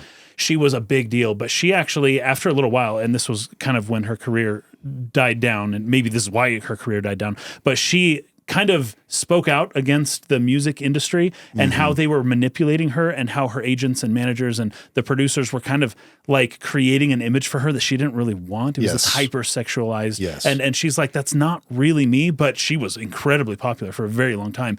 And of course, known for just this like sleazy behavior and in the music and all of that. And she was like, I'm done with this. I don't want to do this anymore. That's not who I really am. I would argue that most entertainers, us excluded, by the way, of course. Believe us. Present company Believe excluded. And not you guys either, but everyone else. That most entertainment is done through an avatar that is a simulation. Whether it may not be digital like Miku Hatsune necessarily per se, but it's still a type of simulation. Even because people talk a lot about Photoshop altering people's faces. Oh, totally. But we don't talk much about just like makeup and how that can totally alter a person's appearance as well. It's like there are practical ways of doing these things, and then there's digital ways. You've seen those guys or girls? There's a lot of videos like this where they can look like a completely different human being. I've seen this. It's wild. They paint their eyes and use contacts to change their eye color, and there's so much contour. They can change the whole shape of their face. Yeah, they can I've change seen this. just through makeup. Yeah, it's wild. It's freaking nuts. I look at that and just go like, what the fetch, dude? Like, it's like no Photoshop, that's no filters, no IG filter. 100%. Yeah. Aligning with your point. So this is good stuff here because Rose, her simulation goes multiple layers deep, right? Because there is a real Rose in the world that Raiden has interacted with. Right? Yeah. I'm not even sure. You're okay to question that. It's fine to question that. Okay. But like he hasn't just made up a person for the last 3 years, right? Like he actually goes to their house and it would be legitimate to come to the conclusion that is true. Not. That maybe all of it was made up by. But I think she's a real person. But even the real person had a simulation aspect to it, which is like, oof. Then when you ask the question, is all of life a simulation? There's multiple other ways to take that, in which case, as we're finding out with social media, people don't put their actual lives out on social media. They put some curated, selected simulation out on social media as though this is what I'm living like, and if you're not living like me, you're not doing it right. And then everyone else is like, oh no, everyone else is having fun and going on vacations, and I'm not. And it's like, no, they really aren't. But they only post when these things happen, and you have this idea in your mind that that's their real life. It's not. And the more our lives become on social media, the more extensive that issue is going to be for everybody. There's a recent slang term that I learned in Portuguese. The term is perrengue, and it means something like a scandal in a certain sense, but like Pihangi means airplane in Korean. Pahangi. So Pahangi. It means like if you're at a bar and like two guys are getting into like a fight and it causes like a huge problem, it's like, oh, that's a Pahangi. Or it could also mean like you're on a family vacation and the parents are fighting the whole time and there's just they're making a scene. Okay. That's a type of Pahangi. Okay. There's many different types of Pahangis. Okay. But this is a slang term, and I was listening to a podcast called Portuguese para fora, which is, for foreigners, for the outside. I see. So it's for foreigners to listen to and learn like colloquial Portuguese, not like the textbook Portuguese, but how we actually speak it. And so they had a guest on who was talking about all these places she visited in Brazil with her family on vacations. And this is how she came to love Brazil and ended up moving there. I think she had been from Panama originally or something like that. Anyway, so he asked her about these vacations. Oh, that's a beautiful place in Bahia or in Paraná or in Rio de Janeiro. Like these are great places. These sound like awesome vacations. And she brought up all these Pahangis that happened on, and then he had to explain what that term meant to like the audience. Like Pahangi, what she's saying is, but essentially the idea was all these vacations had these fights and internal problems in the family, and it wasn't like a, this happy-go-lucky, amazing experience all the time. Like that's what you're talking about. You see the curated parts on social media. You don't see the You don't see the Pahangis. That's right. You don't see all the Pahangis that happened under or behind the scenes. That's funny, man. So, anyway. All right. Well, what I've got is I think we can just kind of move past that. She's saying her love for Raiden was real, even though everything else about her and them and the life they had together, it was not real. But she really did fall in love with him, even though she didn't know the real him, because once again, Raiden he is presenting a simulation of himself as well to the world, because he's hiding his past and he's not letting anybody get to know the real him because he's afraid of that guy, right? That guy's scary. I'm going to show you this proper version of myself that's not real. And she is, basically she fell in love with him, but she didn't even know this deeper side of him, right? So then the question is, well, did she even really know him enough to fall in love with him? But as he's explaining these things to her, it seems that she is loving him even more. That it's almost like maybe even like a current realization she's having, like, whoa, that stuff, I can't imagine. Like when people tell you things that are that deep about like their personal traumas, the way you react often depends on the relationship you have with that person, right? If you go and meet somebody for the first time and you say, hello, good sir, how are you? And you shake hands and the person says, oh my gosh, I have these problems and this happened and that. And you're just like, bruh, I don't even know you. This isn't how you introduce yourself to someone, right? There's a way to do it properly. And then there's a way that you do it more intimately with people you're actually acquainted with, like well acquainted with. Sure. And it seems as though when he is saying this stuff to her, that if this were all an act, she would be weirded out by it, or she'd just keep the act going, which I guess you could argue this is a way of keeping the act going. But she didn't have to reveal she was a spy. No. The fact that she revealed it means that it basically confirms that she actually did develop real feelings for him, to where this past of him doesn't even bother her at all, right? In fact, it makes her realize how much more she or he needs her, or maybe how much more in love with her she was, or in love with him she was, than she even maybe realized herself, right? And then that's when she fesses up, okay, gosh, I can't do this anymore. I'm totally a spy, but I really love you still. And that lends some sincerity to her words, right? Yeah. So, because she didn't have to reveal that. Right. So anyways, he was presenting a little fake version of himself to the world as well. True. But then at the end, she says she's pregnant, and that's when the voice starts to break, which is why I was thinking, oh, that's not a real line. That was a fake line. I just don't know. I felt like that was when GW finally said, okay, you just crossed the line.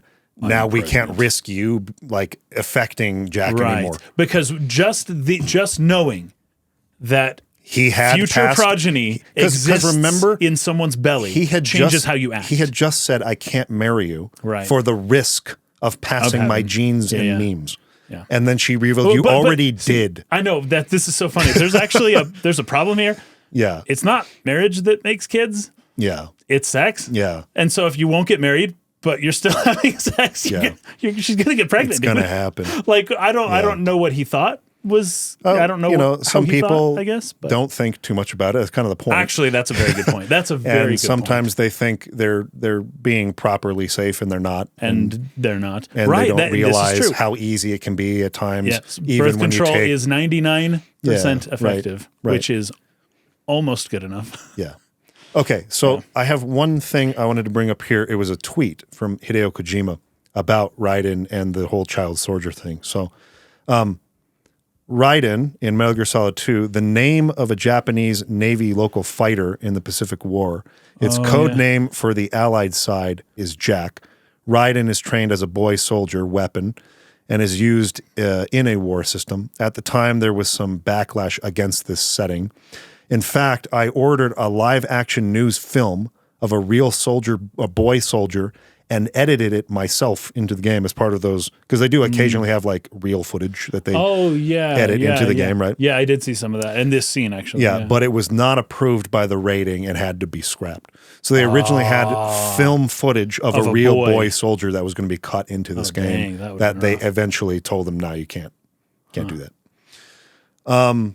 Okay, so I think we're done with this scene. We can get up to. Oh, we can always talk longer about it, but I think we ought to step past it. Let's see. To where they meet with Snake again. Yeah. That would probably be that's the next point, and I have notes on. Oh, I do also have to mention, while you're looking for that, the moment you find out that you have a child, like specifically as a man, yes. possibly as a woman as well, though it's a different experience for a woman. They know first. For a man, yes, they know first. For a man to find out that you have a child in the world that exists, that's wild. And it basically changes your entire world all at once. Mm-hmm. And that's likely what Raiden's going through. And once again, like what the Colonel would say, that's not part of the simulation. you knowing you have a child in the world supposed to know that is not something we trained on, right? Again, that was forbidden knowledge. The AI knowledge. is not controlling the flow of information. Right. Rose did something unexpected. Yes, and that changes everything. The fact that Raiden may have a child in the world, or has a child in the world, is already 1,000 new variables just got added to your already too complicated equation, right? Yes. And that basically ruins everything. And maybe that's the point where the Colonel's like, point. turn off the console, stop playing this game. Even the AI cannot plan for every contingency and perfectly predict what everyone will do. Yep. It could not predict that Rose would say that in that moment. It could not predict that Solid Snake would show up and show the Wildermacht or Wildermacht instead of the Wilderkraft, and that Raiden would be affected by that in many, many different ways. The simulation was affected. Yeah. Unfortunately for GW, it did not account for the fact that Ocelot would actually finish uploading the virus. That's why there were many fail points. There was too many things. And even if you sealed up those fail points, I argue something else still would have gone wrong. Now, whether you take from this a belief that AI is, in fact, despite what Kojima says, capable of managing that many things or not, I tend to say, no, I just don't believe it will be. It will be more capable than a human being. It will not be capable of completely keeping the lid on everything. Yeah. I just don't think it can. There is, just at the quantum level, there's an element of randomness to our material world. And that alone is just like, there is something there. You're just control nature since the day that I went and saw Jurassic Park as a 7-year-old. That's right. I've been told you can't do it, and I still believe it. So far, 30-something years later, that still holds true. Okay, so Snake meets up with Raiden and apologizes for using him to gain access to Arsenal gear. Yeah. I've never faced that many Metal Gears, because there's like 25 Metal Gear Rays. Yeah. And Snake is like, there's 25. Never faced that many. But the real answer is, well, how many of you have you faced? And the real answer is 1. Yeah. And so, and it wasn't even the Arsenal gear thing. You know? It wasn't. Yeah. So like this new Metal Gear is bigger. I've never faced that many Metal Gears before, but I think we can deal. But I think we can. And I laughed at that because Me too. And then I realized what he says after, and it actually like totally reset. Me too. I loved it. We can because we have to. We have to. Yeah. Raiden's like, that we line. can't do. Are you kidding me? Are you insane? Yeah. And Snake is saying we have no choice but to believe Yep. in ourselves and now that we can do this because you either die or you do it. Well, just boot up. Let's do it. Yeah. And this is where he gives Olga's sword. Yeah, that was fun. And this becomes Yeah. sort of Apparently like Raiden's good this with swords. becomes Raiden's like main weapon for the remainder of his involvement in Metal Gear events. Okay. He becomes In the future sword games. ninja guy. He becomes Oh, nice. he kind of carries on the legacy of Olga as the cyborg ninja, but she was carrying on the legacy of Gray Fox from the first game. Yeah, and that's right. Raiden has many similarities in his backstory to that of Gray Fox. Oh, that's true. With So Gray it's Fox. almost Yeah, like Raiden is becoming the Gray Fox to Solid Snake moving forward together into like the future of confronting these major problems that the world of Metal Gear Solid has. But it's like it's essentially that Raiden has now in taking this sword, he becomes like the Gray Fox of like the Foxhound original kind of like team. He's now carrying on that legacy. That is now his like heroic so he's sort less of. I'm being Snake, and it's more I've inherited Gray a different Fox set of memes. Yeah, yeah. Because Snake is like, I don't really like blades. Yeah. I'm more of a guns guy. I'm not a blade guy. But like Raiden resonates with that blade. does, yeah. It's part of like who he was always meant to be. And so he Right. kind of becomes the cyborg ninja of the Metal Gear Solid games moving forward, who will occasionally be there or will be the main point of view character of Rising Revengeance. Cool. And so like he kind of becomes the new Gray Fox. And so now you have Gray Fox and Solid Snake fighting together through this next scene. And it's really cool. Like as disappointed as anyone might have been by not being able to be Solid Snake in this game, I think it's perfect that he serves as the mentor character, the wise man on the road to Raiden's hero's journey. Which ends up being different from Snake's. Different than Snakes which I and like. justified for being different than Snakes. And then they're fighting side by side through. It's just such a cool feeling. It's pretty cool. Fighting side by Snake. Especially you get into that room where you're just surrounded by enemies and it's like, and you're shooting people or maybe using the sword and he's shooting people. Well, they have swords too all of a sudden, the enemies. And everything starts to look very digital at this point too. Yes. The whole environment it almost looks like Tron. Looks like Tron or like a simulation. It looks like Tron. And it's like, that's weird. Like that's a computer simulation. Yeah. Which again, you can take this literally if you want to, that they are in a computer simulation. Like that's a valid way of seeing this. I love how he points to his bandana and says, if you run out of ammo, you can have some of mine. You have enough? Absolutely. Infinite ammo. And he points. So at first I thought he was just pointing to himself. It's his head, right? It's his bandana because that's you can get a bandana in Metal Gear Solid 1 that gives you infinite ammo. Oh, I don't think I remember in the that, original but I Metal got Gear. It, right?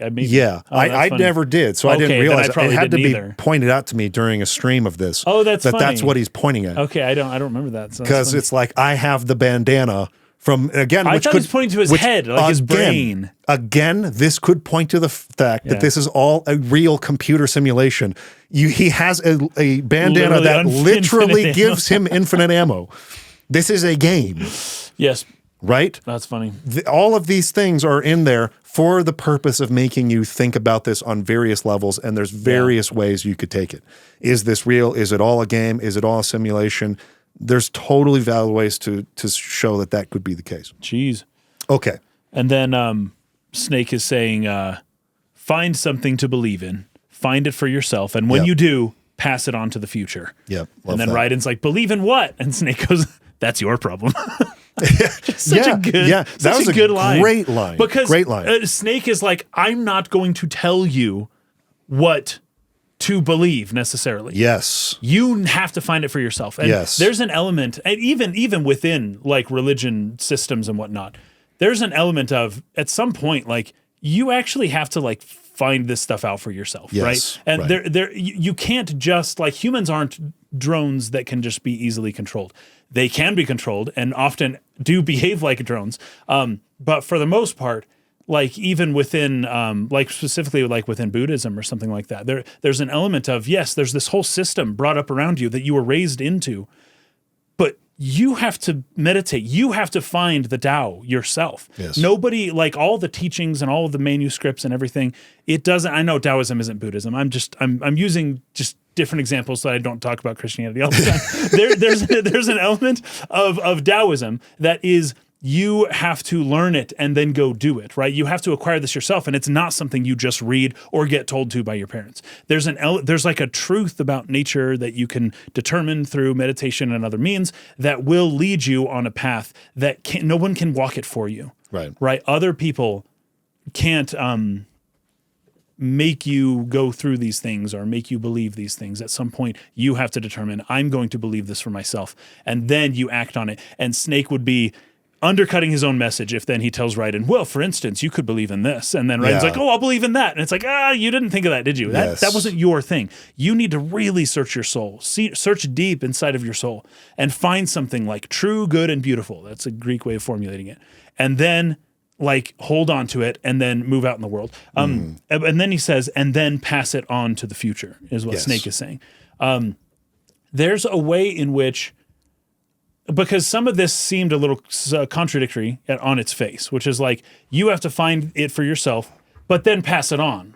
Well, but then if you pass it on, then your kids won't find it for themselves, right? Well, but there's like a synthesis. There's like a both ways thing here, because you don't pass nothing on to your children. That's not the right thing to do. Yes. In my opinion, humans, I disagree with John Locke, humans are not just blank slates, right? You don't like... You don't just not teach them something and then they absorb or are built up however they like.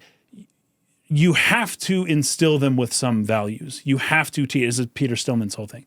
You have to teach them things, right? Yes. But also they have to also find things within themselves and possibly even new things. But that doesn't mean that you don't teach them things just because, they'll find their own truth later on. Right, I'm not going to tell them what's true. Yeah, like that's not how you raise a child. Right. You tell them the truth and the good, the true, and the beautiful that you found in life, and then as they grow up, they will also find their own versions of the true, good, and beautiful. Yes. That then they will pass on, and it's like a whole chain. Yes. But I thought that was maybe a paradox at first, and upon further examination, I'm thinking, no, that's actually perfect. That's how it goes. You don't just not pass on the memes and assume that they'll do fine on their own. Yeah. You have to pass on the memes, but they also need to find it for themselves. Right. I think the way that I have always looked at it, even being a person who's been conflicted about being a father and not even sure at this stage whether that will happen or not, there's discussion about that happening right now.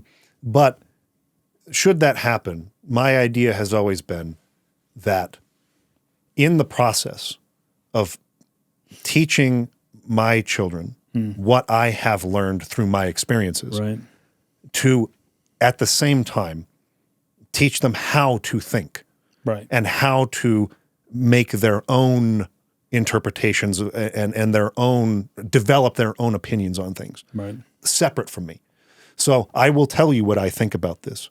Also, what do you think about it? And at a certain young age, they're not capable of that. They'll just adopt your whole worldview. And that's exactly what I did with my dad's music and my dad's stuff. When I was 5, 6, 7, 8 years old. And that's a good thing. It's good. Yes. But it's not good to always do for your whole life. No. There comes a point where you have to stop. It's not a good thing for the child to do. It's not a good thing for the parent to also try to force. As they get older. Right. Yeah. Totally. No. You must live this way. This music. You have to do this. Yeah. I think there's a certain point, like obviously there has to be discipline and structure and rules, and you're keeping your child safe. Kids crave those things. But there's also a point where I saw this in my household with my siblings and my parents. I've seen it observing other people, but there comes a point where like it's hard to know when you've passed the point where that is hard. I can continue telling you what to do versus I need to allow you now to have the freedom to start deciding your own things, particularly when I don't agree. That's not like, easy. When do I start lifting that and when do I enforce it? And when does enforcing it actually hurt my relationship with the child because I should be releasing them? Easing up on that. Yeah. That's a really hard question. I'm not going to pretend to know that. No parent. That's like the question. I've told this story before too. I remember, I think I had just turned 18 or was about to turn 18. Oh yes, I remember this story. And at the game store. I was in the game store at the mall, and I saw Prince of Persia: The Warrior Within. Would I have been in 18 when that came out? It was somewhere around that age, maybe a little bit before 18. So I was getting close to being the age my mom had always told me. Right. When you reach a certain age, you can do whatever you want, but when you're in this house, you're doing what I tell you. Yeah. She was very strict in certain my ways. house, my rules, that whole thing. And I felt like I had reached an age, or I had reached a maturity level before 18 where I could have been allowed to make more choices. Right. So I sort of butted heads a little bit on this issue. And so I remember, I can't remember exactly what it was, but I was in the store and I brought the game, and it was a game I wanted to play. It was rated M for mature, and on the back, partial nudity and some other things that were very against blood and violence. Swear words. And I said, "Can I buy this?" And it was the first moment where she said, "I will let you choose." Right. She finally let go. Yeah. And clearly she didn't want me to buy it. Clearly she didn't want it. Of course. She doesn't lose her own opinions. Yeah. Obvious she did not want me to buy it. Right. But she was genuinely not trying to manipulate me, but genuinely letting me choose. And I went and bought the game. I freaking love the game. Yeah. I'll defend it to this day. I freaking love that game. But I mean, like, there's some adult stuff in that, but like, I was mature enough to be able to see content like that. And it was fine, right? I also agree that these two things are not in conflict. Right. You need to pass on what you believe. That's kind of what we're doing here even. That's true. We are passing the good, true, on and beautiful, the things that are good and true and beautiful that we have found in life. Right. And obviously that has value to the audience. But I don't expect them to just adopt everything that I have discovered and just do what I think is right and what I believe. I expect them to have their own realizations and life experiences that I couldn't possibly understand and share those with me, and that might influence what I think. Like, this is a healthy attitude, I think, to have just in general about life. There are the lived experiences I have had that have given me these opinions and values, but that's not all there is in life. Right. I'm one drone of billions and billions of people who have had very different experiences, and if I close fist too hard on my own experience, there's a lot in life that I'm missing out on. And if I open that and let people share, then I'm going to be greatly enriched and have been. Yeah. And I need to, as hard as it is, carry that same attitude to children because, again, we assume they're little, their brain's not developed, they don't know better. They don't know better than me. But how often, maybe I should ask you this, have you learned from your child's mind? So many times. Right? So many times.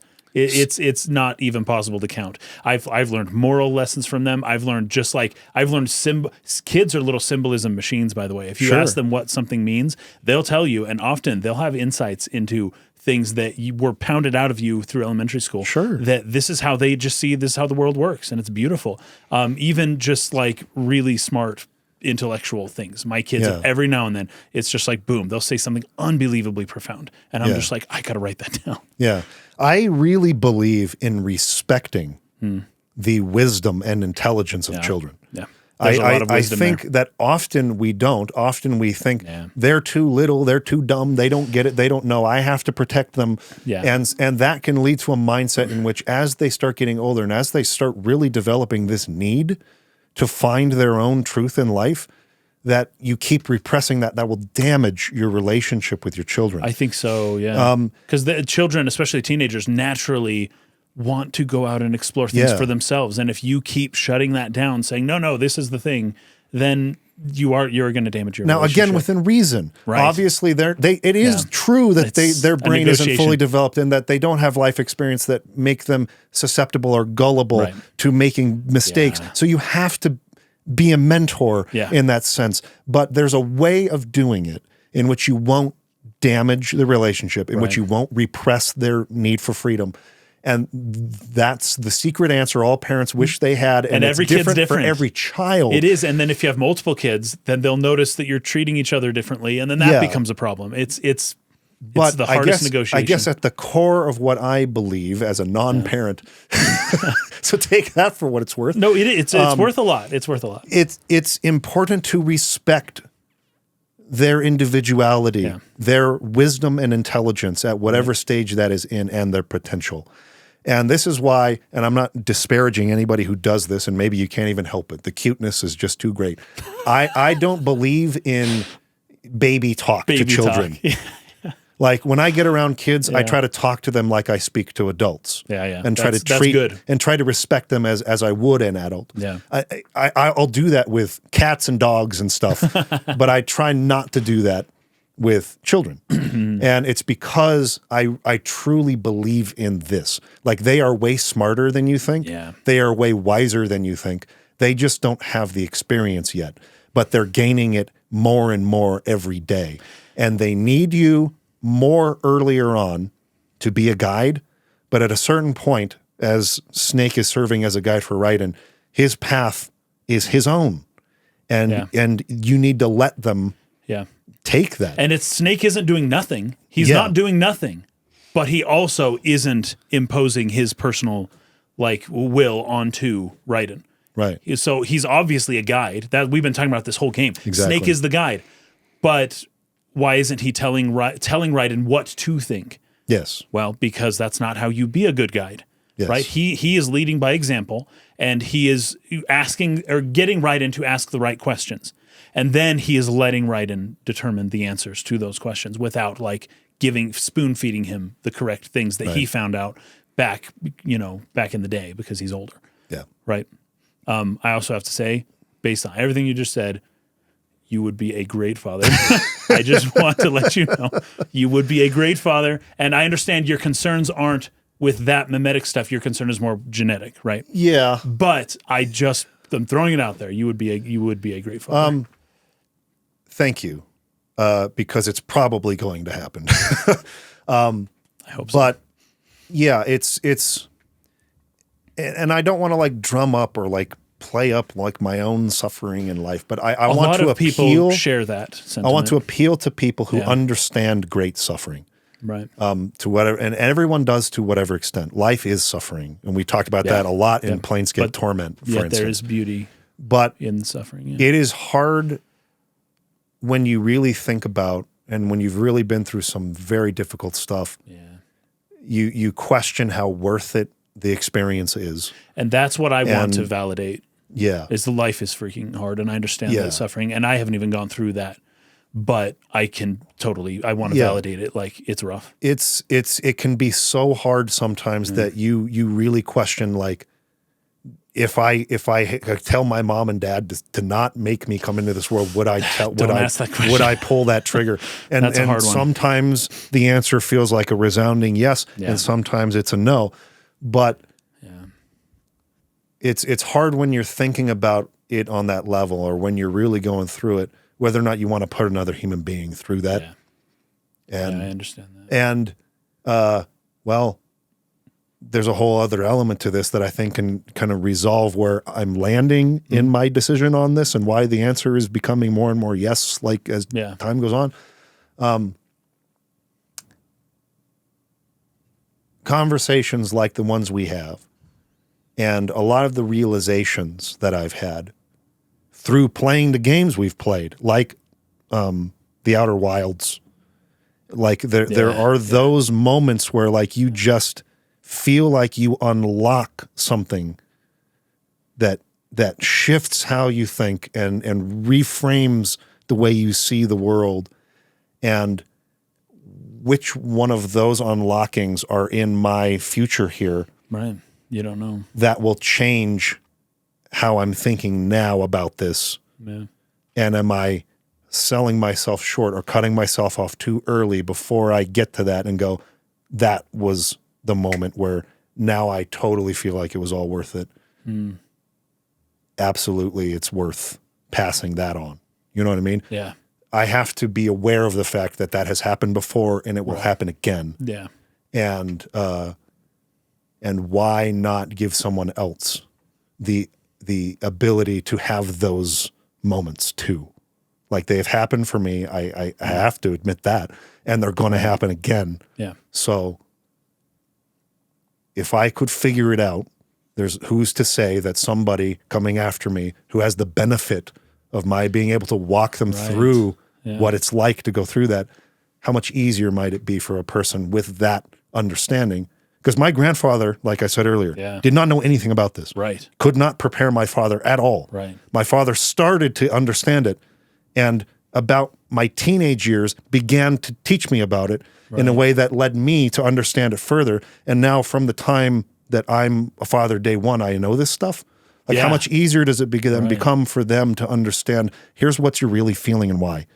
You got to understand, like, it's not your fault. Like there's something going on in your brain. I'm sorry I passed that on to you. There's ways to fix it though. And we can get you working on that from a young child rather than as a teenager after you've already been real messed up, or as an adult man after you've been really messed up, or as a grandfather. Right? Like it's getting better every generation. Right. Quicker to recognize, instilling it at an earlier age. This is not you. You're not weak. There's nothing wrong with you. It's okay. This is genetic. Genetics are complicated, but we have ways of addressing that now, right? Anyway, we can't keep going on as much as I want to. How long have we been going? 2 hours and 11 minutes. So we'll get into the Solidus Ray fight and the ending of the game next time with Max. And that'll probably end up just being a really long episode.